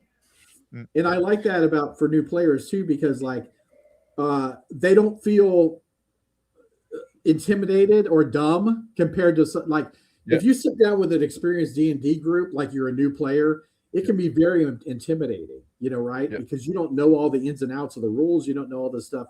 And new players just tend to describe what they're doing, and then you tell them what to roll, and that's And that's easy what I these want. six, right? Yeah, that's what we That's what want. these six is. They tell you what they're going to do, and you just tell them what to roll. So there's none of that. Oh, like I'm going to use this power, the blah blah blah Yep. blah, and I'm going to chain it with this, and then I'm going to. And the new player's like, "What? And You're gonna what?" like for somebody that engage with that they engage with the RPG hobby because they're really into like system mastery and doing build and stuff like that, they might not find what they're looking for in this, right? there's some build you can do, like you say, like you want to make the super lucky guy and stuff like that. But those are almost like more thematic than something else. Like, you can play like, oh, I'm long, like, like in the Marvel superhero, like long shot, right? The guy, like, his superhero is that he's like insanely lucky. That's it, right? Right. But that's like a I said tier character in Marvel. And I love too for Easy D6 that like you're not going to have a totally bad night, right? Because you'll gain karma. You'll gain karma and you'll eventually succeed, right? Or you'll have a great moment. You know, some games without meta currency like that, you can just have a horrible night. You can't roll anything, but you get rewarded when you fail rolls of Easy D6. So you're getting it's kind of like a band-aid on the boo-boo, right? You're getting, it sucks to fail a roll, but you got the choice. Do I use the karma I have to make it a success? And now I don't have any karma, or do I take that extra karma, right? That's one thing I'm bad with Easy D6. I always forget to take the karma. Oh, yeah. I'm always just like sad. Yeah. I don't give myself my benefit. I try to have a karma captain, I call it. It's someone that reminds the other players, hey, you need to take a karma. Because I don't like to do it because it just, it gets in the way. If I have to keep reminding players, it gets in the way what my job is, right? So I try to have a karma. He just has a flag. Karma. Just raises the karma flag. With the stress, it kind of like solved that also, right? It's like the yeah. The stress. The stress is. I love so stress, man. And I'm really looking forward to playing it. You could port the stress into like a fantasy game, make it a grimdark game, right? Yeah. And make it more gritty by using the stress, right? Yeah. No, I love that, and especially like this moment when you say like, oh, like there's something that we're dying for, right? In those situations and stuff like that. So like I can take another stress. It's gonna be my third one. It's gonna be my third strike. And now you can have like blaze of glory, right? You can take the stress, go out in a blaze of glory. And even if it can be like in horror genre, it doesn't have like to be. It's not that it's that big. It's not just manage to flip the switch that opened the gate, right? And then like you died from that, right? And so it's very subdued, but it's the noble sacrifice, right? It's very on tone. Yeah. And I'll tell you what though, the hardest thing to do in a fantasy RPG is the magic. Yeah. It's really the hardest. It took me a while to come up with the magic system. I had a couple other ideas because most light systems, I don't like what they do. What they do is they give you like a list of the lame spells, the really weak spells, and they call that light, right? They don't give you the really cool kick-ass spells. They just give you some cast light and cure light wounds and all that kind of stuff, right? And that's it. And that's not exciting. That's not that's just okay. It's milquetoast, but it's like what I like about magic is like kind of a risk factor. Yep. I like a randomness because magic is chaotic and it's hard to control, right?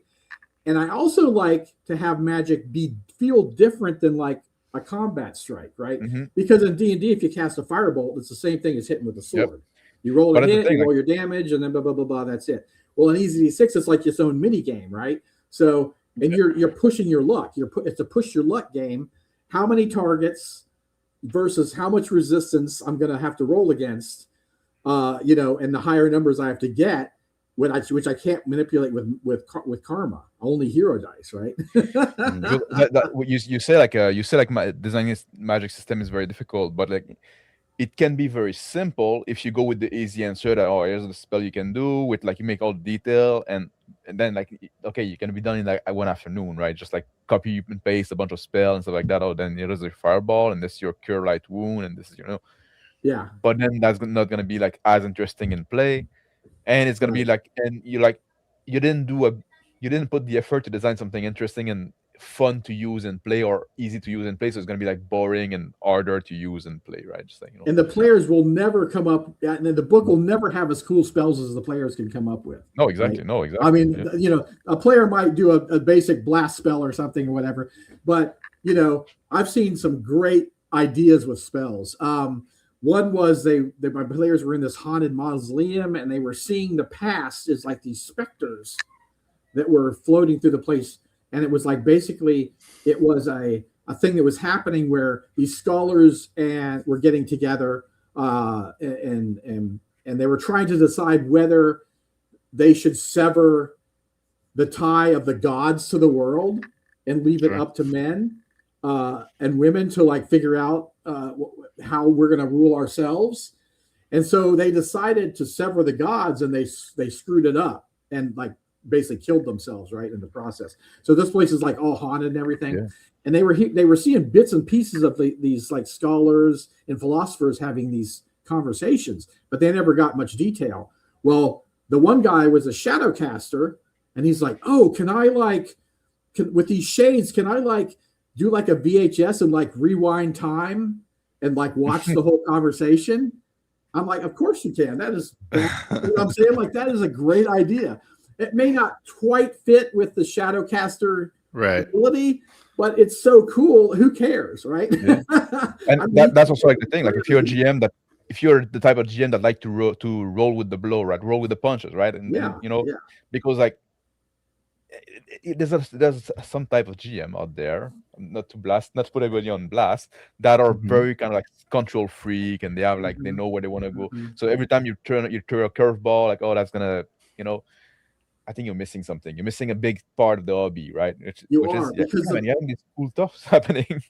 Because when the player does something like that, they feel so cool that they came up with that idea, right? And I mean, I love the cool factor in games and like players to feel great and have fun in games, because that's one part of the reason players play. You know, it's like and that's something you just have your imagination, but to be badass, you know, be something that you could never be in life or do in life, and just have those badass moments that aren't tied to like, oh, I used my wish spell and I got this. Yeah. This is actually something you came up with, and you know, and told me, and I agreed to it. You know, so it's like, you did this. This wasn't a spell you grabbed out of the book and just were clever in using it. This is something you came up with yourself, and that just makes people feel feel badass. You know what I'm saying? 100% agree. It's really important for the GM to let the player feel cool and not to scold them with their NPCs or whatever. I love the players. Whatever the heck it is they want to do. Yeah, I am such a fan of the players. I actually made I had a different Easy D6 game, and we were making it sort of this like anime. I don't know if you ever seen Redline. Oh yeah, that's like you have seen it. Okay, so I called it the Rule of Cool. Neat. Or basically is like a karma sort of, but you could use it to as a karma. You get one, so you use it as a karma or use it as a way to take a strike back if you're like dying or something. But basically, like it was just a bonus little thing that you could have, and you get it back if you do something cool. Awesome, and that's awesome. And I like add. That is very cool. I like the fact that like when you take your third strike, you die. Like there's something about that puts pressure on the players. Like when you're down to your last strike and it's still hitting the fan, it's like I could go anytime, right? Yeah. One bad armor save and I'm done. You know. And you shouldn't be afraid of dying too. Like have your character die, right? Because like you can have like such great moment from that, right? Like a lot of like amazing roleplay moment we got from death. Oh, totally. Like this person sacrificed their life to do this, and you know, this kind of thing. So it's just like, or like the aftermath of like after this guy died, and like we want revenge, or like you can have like those emotional scenes. You know, it's like if you can amp it up if you want. Yeah, I had a game where their players were trying to escape from somewhere, and they had gotten to this teleportal, but the enemy wizard had tricked them, and there were like 5 circles they had to stand on to activate the spell, but they also had to sacrifice somebody to do it, right? So at this point though, the 2 enemy sorcerers come in, and they're like, their minions are with them, so they have a chance to grab these people and drag them and murder them on the circles, essentially. Right? How convenient for you! But they have to do it all in the same round, right? Yeah, it was convenient, but they have to do it all in the same round, so it's really tricky. So my wife was playing, and she's like, she was a friar, and she's playing, and she's like, it wasn't happening. Like the last one, they got 4 of them, but the last one they couldn't get somebody, and my wife's like, well, I'm gonna kill myself on here to save So everyone. cool. And I mean, what an epic thing. And my daughter's like, oh hell no, you're not. And so she like she was a conjurer, and she was like trying to trick somebody to come over to the circle so that they could get them instead. And she rolls her magic dice, and she rolls like horribly, like 2 1s or something. Oh no. And she didn't have enough strikes, I think, left to absorb that. Oh, she died. So she's like, no. And so then like she had a hero die. She's like, oh, I'm gonna roll my hero die. I mean, you could hear a pin drop because the whole table is just like deathly quiet, and this one roll, like the whole thing. It's all this one roll. And she drops the die, and it spins, and they're all like watching the die, and it lands on a 1. Of course. Hero dies are always 1s.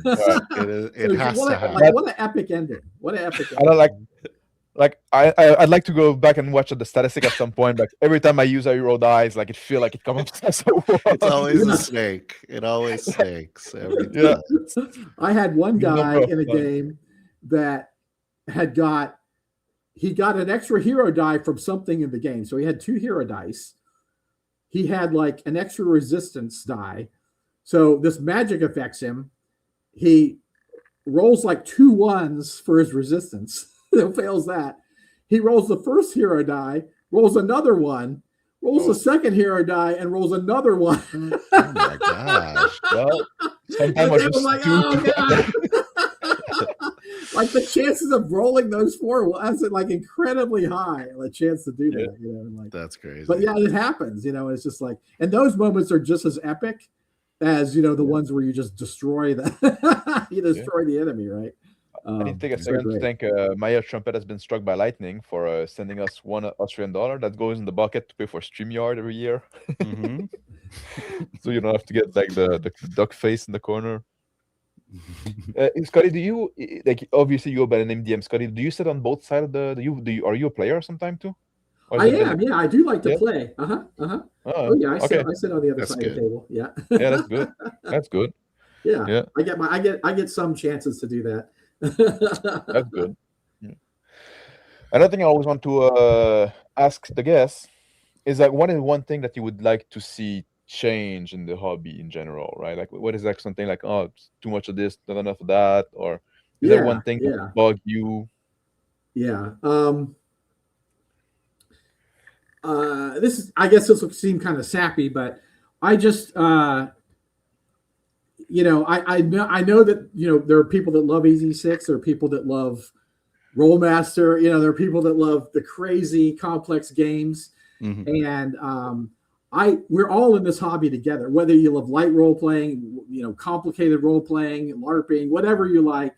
I like to see just like camaraderie in the role playing space instead of infighting or what edition's better or whatever. If that's the edition that you enjoy playing and you and your friends enjoy playing, play that. I love Easy 6, but if you love Rollmaster or you love some other game way more Pathfinder or something way more complicated, I'm all for it. I like great, because I just want to see as many people in this hobby as possible, because I think as humans we need play. Like we need to play, and we don't play enough. It's hard to play, and role playing gives you an excuse to do it. It's like a play date, right, for your kid, right? It's like we're gonna go here, we're gonna play, we're gonna have fun. We're just gonna have fun and forget all our problems and just have a blast for these 3 or 4 hours. You know what I'm saying? And that's really That's really what I want to see. Just I agree with you, and it's hard I to agree maintain too. friendship as an adult, right? Like, and because we're always busy, there's always like thing like drawing attention or somewhere else.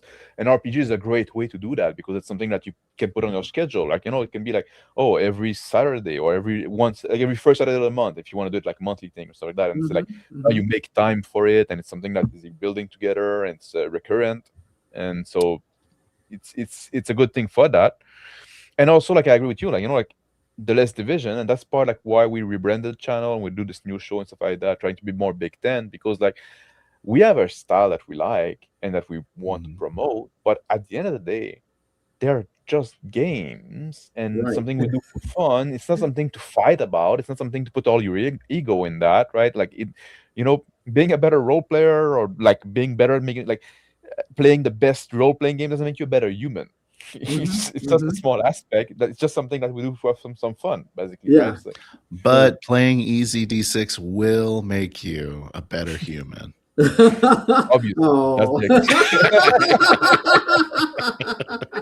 So I don't know. If you don't want to be a better human, I guess don't I play. do. Yeah, don't play the Joking aside, I do game. believe that playing RPG can make you a better human because it's good at building empathy, right?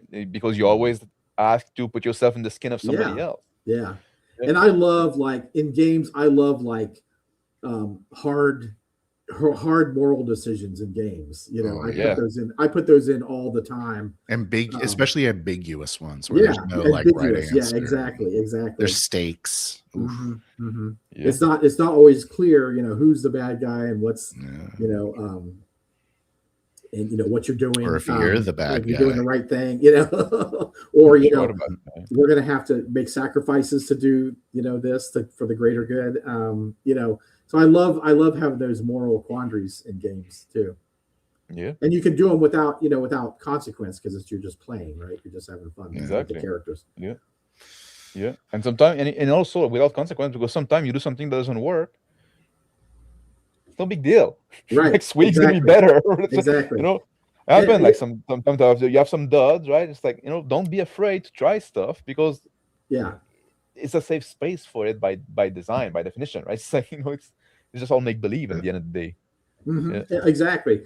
And you'll have some games that are just the most amazing thing you've ever done, and other games is just like, that was okay, and that's just part of the hobby, because we're all human beings, and it's like maybe Brad doesn't feel great that day, or his girlfriend left him, or whatever, or you're not up to snuff as far as running the game. You just kind of so that happens. But I always try to look at it like I'm the head of the party, right? And people key off your energy. So if you're like a low energy, like, you go into a room and there's a spider web in the corner and you're like, what do you want to do? If you're like that, yeah, you're going to get that energy. My style. It's like, another empty room. Oh, Jesus. Now here comes Scotty with a division. Yeah. How dare you? That's awesome. Should we move on to the? Let's move on. Yeah, let's still game. Yeah, we talk about creativity, and we like to bring some creativity to the stream, right? So we have this game that we call now the exposition. There you go. Where DM Scotty gets it. See, Max. Yeah, but I'm linguistically challenged. That's right. You gotta know stuff. So if I can share something like there you go. So we have those wheels here. I'm gonna spin them in a second, and it's gonna give you one thing that we're gonna workshop together in one kind of theme or tone, right? So it can be anything, and then the guest obviously is in the spot of honor. I mean, I'm gonna put you in the middle. Oh, you do two themes. Oh yeah, do two. I'm supposed to You do two spin it themes. Okay. twice. Yeah. Oh yeah, gotcha. Oh, I forgot how it works. That's usually like Phil's thing to run, but like because he's traveling, it fell on me, and I left my wheels at home. Yeah, he left his wheel at home. I have to make them back. So I guess I have to spin twice, but like we're gonna ignore the first wheel on the second spin. Okay. That's how we're gonna have to do it. Click to spin. Oh, I can spin them independently. That's great. Oh, cool. So we're gonna define some kind of culture, and we try to go like with something that's kind of like new and fresh. And the team that we're gonna try to mix, it's gonna be so classical, something classical, and antiquity. Ancient Greek, Roman, Sort of. sort That's of. not really what that's meant to mean. Oh no, I thought that's what it's meant to mean. It's more like a classic Gonzo. Classic Gonzo. They're like opposites. Yes. So that's interesting. What classic supposed to mean to you, Phil? Like if you say a classic sci-fi, then that would be like 80s sci-fi. Oh, Yeah, okay. Yeah. Totally. Or like a classic fantasy would be like Lord of the Rings. Yeah. Then why don't we have ancient on there? I don't know. So what do we do now? Are we doing the distinct classic Gonzo? What would that be? What is classic Gonzo? Right. Figure it Yeah, out. what is classic Gonzo? I guess that's what we're defining with a That's culture. what we're defining. Yeah. Yeah. So- yeah. Well, I guess it's just like crazy stuff happens in the game. Yeah. But I guess So there's this world, and it's a Gonzo world. It's a classic Gonzo world. So anything goes. Mhm. Those people over there, they have this Mhm. weird culture. What is it based about? That's what we're trying to figure out now, right? right. Okay. Right. DM Yeah. Scotty, you got the honors, man. This isn't an easy spin. I'm not gonna. It's not an easy I don't spin. mind if you deflect, but I'd like to give you the honors. Okay. Yeah. Start us off a little bit. We'll riff off of you, but it's Yeah. up to you if you want. Okay. So The Muppet Show has a classic Gonzo. Yeah. yeah, the Muppet Oh, Show. So I would say that you want to build in that you can avoid like necessarily all the logic and all the physics into the game, almost kind of like a movie, where a movie avoids a lot of real physics, and so people walk away from bombs and they explode right behind them and they're just walking away, that kind of stuff. And I think probably like classic Gonzo would be like those most extreme kind of heroic movies that a lot of 80s movies actually. Nick, let's talk about Alice in Wonderland and Wizard of Oz. That's good. Those are good. Yeah, I think those are kind of like those. Shout-outs. Yeah. But I think of more Gonzo as more chaos. So I don't know if Wizard of Oz would be like necessarily the chaos. I think it is like that. I think it doesn't seem like that now because I it's guess so because ingrained we're in so our used to culture. it. We're used to it, but there's Right. the Tin Man for some reason, Right. and the walking scarecrow and monkey with bat wing and a witch Yeah. that melt with what Yeah. It's very 'Cause when you Gonzo in a first- sense. Yeah, that's all new, right? That's all new. Yeah. That would be Gonzo. Yeah, that would be. But I think, yeah, you're right. As we think of it now, it's not necessarily because we just know all the tropes Because from it. it's kind of like the death of Gonzo, right? It's familiarity. I mean, you But now got if we're a like- man, you got a scarecrow talking to you. Yeah. And So- there's like those little people at the start of the movie too. Like they have a kind of village, right? At the start of the one end of the yellow brick Of road. course, your house crashes onto a midget village on top of a witch. At the start of the brick road. Yeah.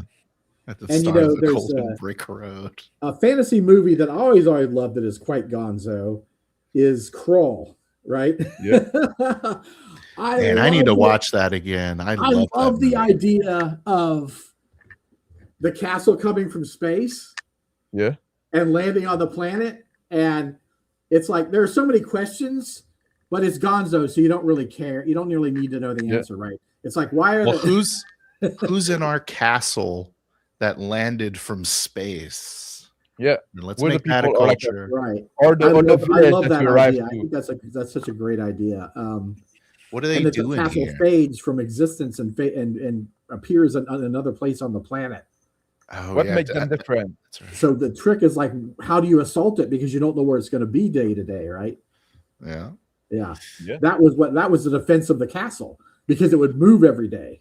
But if we're like if we're in this weird kind of Gonzo campaign, and then like Yeah. out of nowhere we meet those new people, we go to this village or we go to this castle, and then like you want to make this, oh, they have a culture, there are people that live here, but This like is like what they're part of doing your is weird and game. different. It's part of your game. Let's design that. Yeah. That's what we're trying to do now.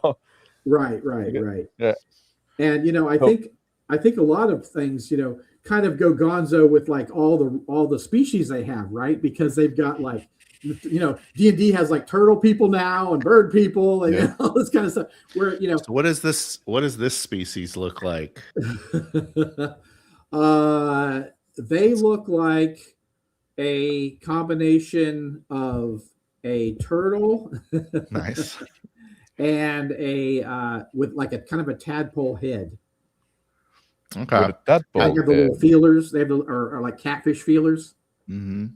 I want But them a to have like very a little bit of unexpressive featherage, thing. like Yeah. a little plumage as well Oh yeah. on Yeah. their Yeah. on their Around their arms, thigh. Yeah. around their Around their thighs. Yeah, it's like their on their thigh. pants. Yeah. Are So they you don't have exactly to, something so that you they're don't have to give them wearing? clothes. Oh yeah. Oh, Yeah. okay, yeah, I guess. Yeah. Yeah. So they're kind of like a feathery tadpole with the turtle like they have shell, I guess. Mm-hmm. They're And they they're can, very ornery as well. They're not pleasant. no, probably not, eh? They squawk randomly. Yeah, they What are don't seem intimidating, but Mhm. you don't want to you don't want to get them mad at you. I'm what getting a is real the I'm getting a real Skeksis vibe. Yeah, what is yeah, the what that's is funny the because that's kind moral of what I was value? thinking. What's Yeah. the most important moral value in their culture? What is the thing that they're Ooh. value above all else? Are Yeah, they like very greedy, or are they like I was also thinking greed. yeah, because yeah, we're going with the skeptics, but we're trying to like curve it around, right? yeah. Are they maybe they're really into like riddles and stuff, right? And Oh, yeah, the yeah. value of the value of like, well, a man of the species, right, is how good they are at riddles. They value your ability to solve riddles. That's as how they opposed to some kind determine. of That's how their the government's that's the determined. mental monetary. It's like Yeah. a battle of wits to determine Yeah. who runs the Right. council. Yeah. Yeah. If you exactly they make up they go into those riddle contests. Mhm. And if you once you get like stumped and you don't know the answer, and like the other guy can reply to your riddle, then like no, he's the guy in charge now. I guess it's so much more clever. Yeah, the right.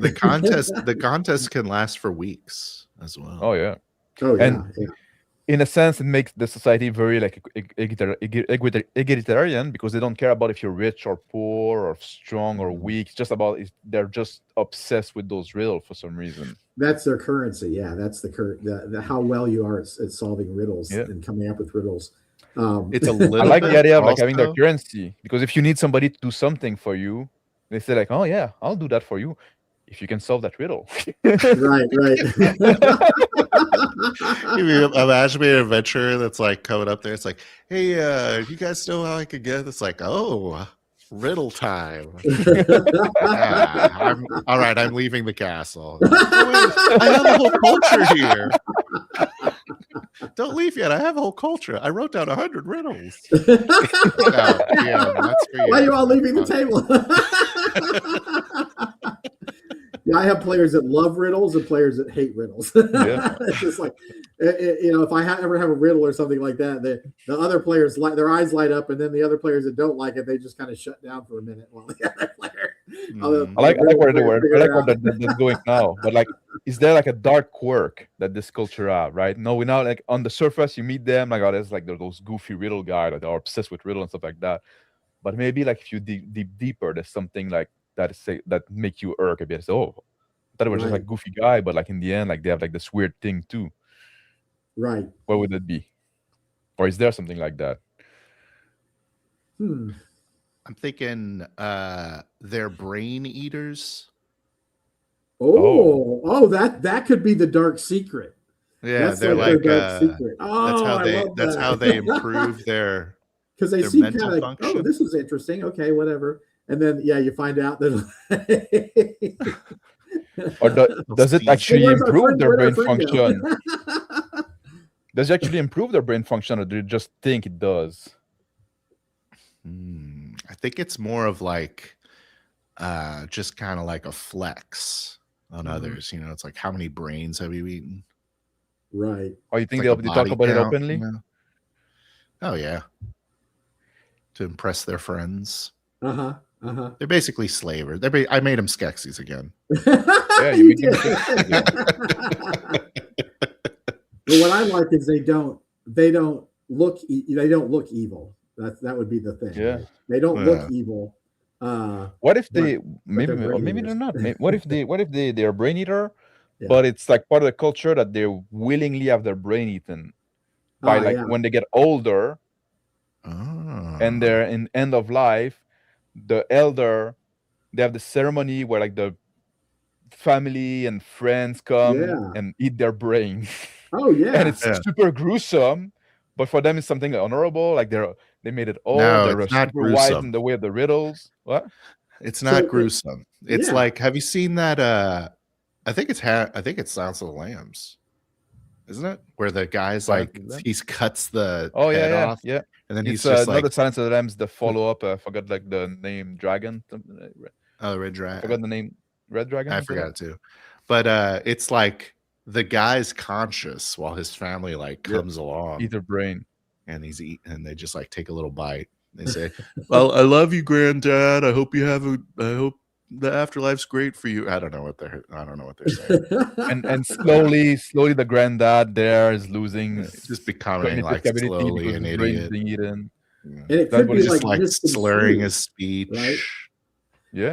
Like the people who come into the village, they find out about this and they don't maybe they don't realize that it's voluntary, like someone that's dying or whatever, or they see it happen. Someone sneaks around and sees it happen, and they don't know that it's voluntary, right? You'd be like, "Oh my god, what?" Because when they show up, the grandfather is like screaming. Oh yeah, he's like involuntarily screaming because like his brain's getting taken out. Right. It's just like they triggered some part of his brain that from makes an outsider. It looked barbaric, obviously, from an outsider, but for them, it's like something like very loving and very normal. But they're honoring the person, right? Yeah, they're honoring that family member. And it's probably an insult that like, oh, your brain is not even worth eating. Your descendant is going to get nothing from the nutrition of for the nourishment of your brain. That's calling somebody dumb, right? Right. Feed your brain to the dogs. Yeah, your brain is not even worth feeding a dog. There you go. That's good. So we nail it. Did we nail it? We came out with a culture for a gunzo kind of thing. Good. I think that does it. Yeah. It definitely feels gonzo. It does. Yeah. Yeah. And I think it does feel kind of new and fresh. I don't think I've seen something like that before. Is it classic? Well, I don't know if it's classic. Kind of like Dark Crystal. I mean, yeah, I guess. Yeah. That would be a good question. Is it classic? Is Gonzo ever classic? That's the real right. Yeah, can it be classic? Did you name them? Oh. Do we have a name for them? I'm not good with those names, right? Yeah, it'd just be some jumbled bunch of random letters. Like the her voodoo or something. Or the her voodoo. Or the Vardo. Nailed it. Vardo. There we go. It's called the Vardo, Nick, obviously. Yeah. We are Sarah Turtle.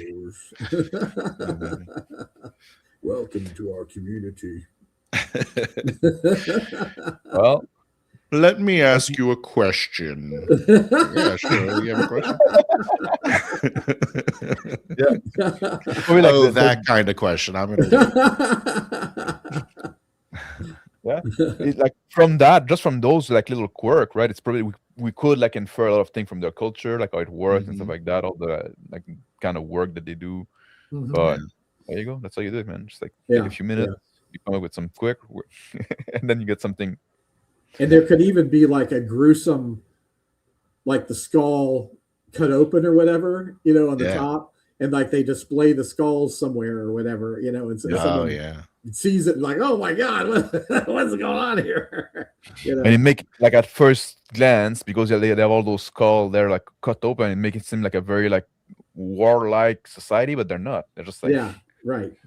All the skulls have the top removed. Yes, yeah. So they're all just like dishes for brains. Yeah. It's so good. There's a last segment that we like to touch on that we call "Here We Go Again." And it's also a wheel segment because, like, this is optional for you now, Scotty. Yeah, it's optional for you now. If you want to play with us, you're no longer imprisoned. Oh, okay. Yeah. Now the door is open, but so if you stay now, it's out of your own wheel. I'll stay. Okay. So like in the nature of the thing of when you go on RPG Tube, it seems like always the same topics are coming over and over again. Like every couple of months, people rant about some stuff. So you say like, let's lean into that.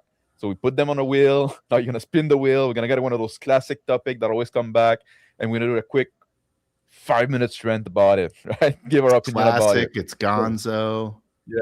So we can just like get, be done with it. Now we don't have to talk about it ever again. There we go. Come back from the wheel. Until it returns to the wheel. Until it returns on the wheel. So let's spin that. And we'll see. There's many more topics here, by the way, Max. Yeah, but you flooded your wheels. Your wheels are huge. Oh. What does it say? Eye level play. Eye level play. Okay. What is that? Eye level play? Yeah. When you is it any good? Is like our RPG better when you're just like a more regular guy, or is it still interesting when you basically become God and stuff like that? And we touched a bit about it high level as high level. Experience level. Yeah. Experience level, exactly. When you become like super powerful person, right?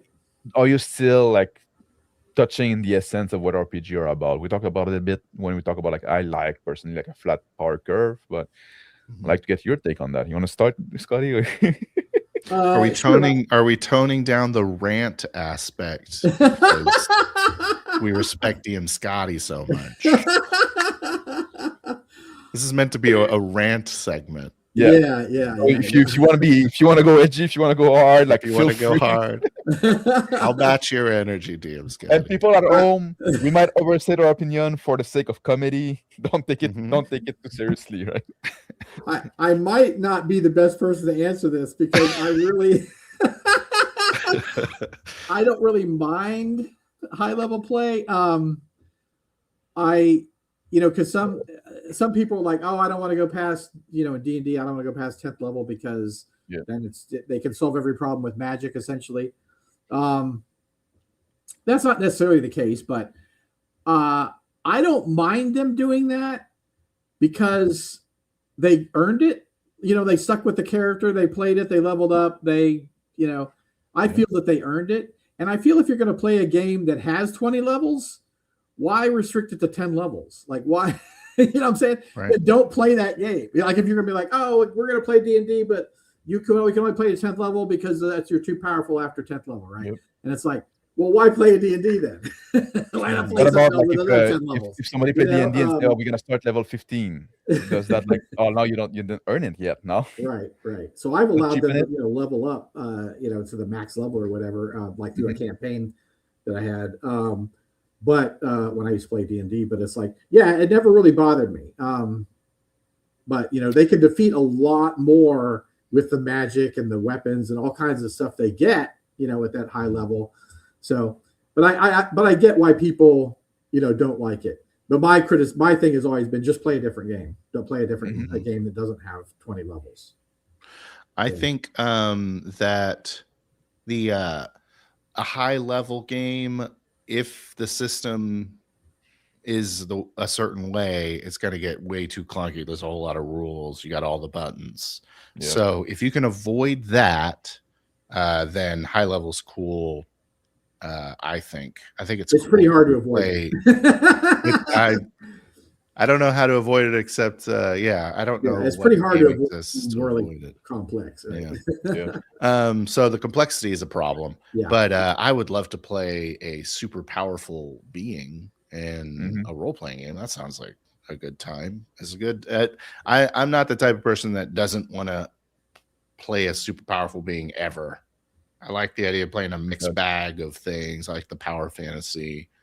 That's a big problem I have with World of Darkness, actually, is that there's always guys that are super stronger, and then there's always guys that are a lot weaker. So it's like there's never like the equal thing. So I would want to play that super strong guy who's like running through a town and wrecking shop. Sounds great, but lose all the mechanics. Yeah. For me, like I prefer playing like people that are like more normal, right? Because like I always say, like heroism is about like it's ordinary people doing extraordinary stuff, right? That's what makes you the measure of a hero. If you're like super powerful and you just do like amazing stuff, well, that's just mundane for you, so you can lose that, right? And what I'm looking for in RPGs to is kind of put me in this mindset of somebody else, right? And at some point when you go to high level play, when you play like this super powerful being, you become so disconnected to reality that become hard to read those scenario. And oftentimes you often fall in the trap where you're like, oh, now you have all those power, and you're gonna face those people that are also as powerful than you. So it's just like you just have more bell and whistle, more bigger explosion, more color, more like splash of thing, right? It's like, but in the end, you're fighting somebody like you might, if you're both super high level or both super low level, if you're always balanced, right, it defeat the purpose in a sense, right? Just like, well, that's why your antagonist shouldn't be as high a level as you. He should be the Lex Luthor to your Superman. You know what I mean? Like, that's what the ideal. If you want like high level play can be interesting once in a while. I think it's something that needs to be used with parsimony, right? Like powerful play, and you should lean into that. Like, you should be like much more about moral quandary and stuff like that, and about like doing the right stuff than just about like punching harder a bigger bad guy. Right. Yeah, you gotta have like gravitas and everything else connected to it. Your character's backstory and your character's background, and all the complex moral questions as well as the power. Why am I utilizing this power? Is it right that I'm utilizing this power? So yeah, I like to add all that extra stuff in too. So it's not just I'm stomping around killing everything, and I'm a beer and pretzels killer. I just kill everything. But it's like I like to add gravitas to it. You know what I'm saying? So it's like basically with great power comes great responsibility. The game, when you go to those level of play, like the game should be about something else than just punching bad guys. Exactly. I mean, sure, but I want to play the John Wick. You know what I mean? Like, I like the idea of doing that. And I think that this is a symptom of my GM's abusing me. Oh, sorry to hear that. They never let me be cool in my games. And so I'm always like, you know what? I'm going to be super powerful. Then I'm going to beat all your NPCs, GMs. I bet there's a little bit of that. Maybe. I'm curious of that. I'm a jilted player. So that's it. Did we nailed it? Nailed it. Nailed it. We don't need to talk about this topic anymore. We don't have to talk about it anymore. Until it comes back on the wheel. Until it spins. All right. We slightly passed the 2-hour mark. So I want to thank you, DM Scotty, for joining us. Obviously. Thanks for having me. Super big thanks, GM Sky. I'm a huge fan of your game. My favorite game that's ever been made. Oh, wow. That is a huge compliment. Thank you. Thank you, man. You provided us with a lot of hours of fun with this game. And well, thank you. That's what my goal was, to like, when I made the game, it wasn't like coming up with a clever mechanic or whatever. It was like, what can I remove from the game but still make it fun and playable. Your with enough variation, right? Your inclinations are easy. super elegant, man. Like your all the paths and stuff. I don't know. Okay, thank you. I appreciate it. And I hope you did have fun in this last 2 hours talking with us. Did you have fun, DM? Yeah, I did. Thank you. Thanks for having me. Max, did you have fun? I did have fun. Yeah, good. You better. A lot of good laugh, a lot of interesting conversation. Yeah, and I hope you did too, Phil. Did you have fun? I had fun, and that's what matters. What about the people in chat or people that are going to watch on the replay? I want to thank you as well, right? Without an audience, there's no point of being a show. Thank you, Phil, for joining me again. Once again, DM Scotty, thank you very much. This is a fortnightly show, so we're going to be back in 2 weeks. I don't know yet who's going to be the guest or if we're going to have one. I'm working on that right now. But I hope to see you again soon. And I wish you all a good night. Take care. God bless. Take care, everybody.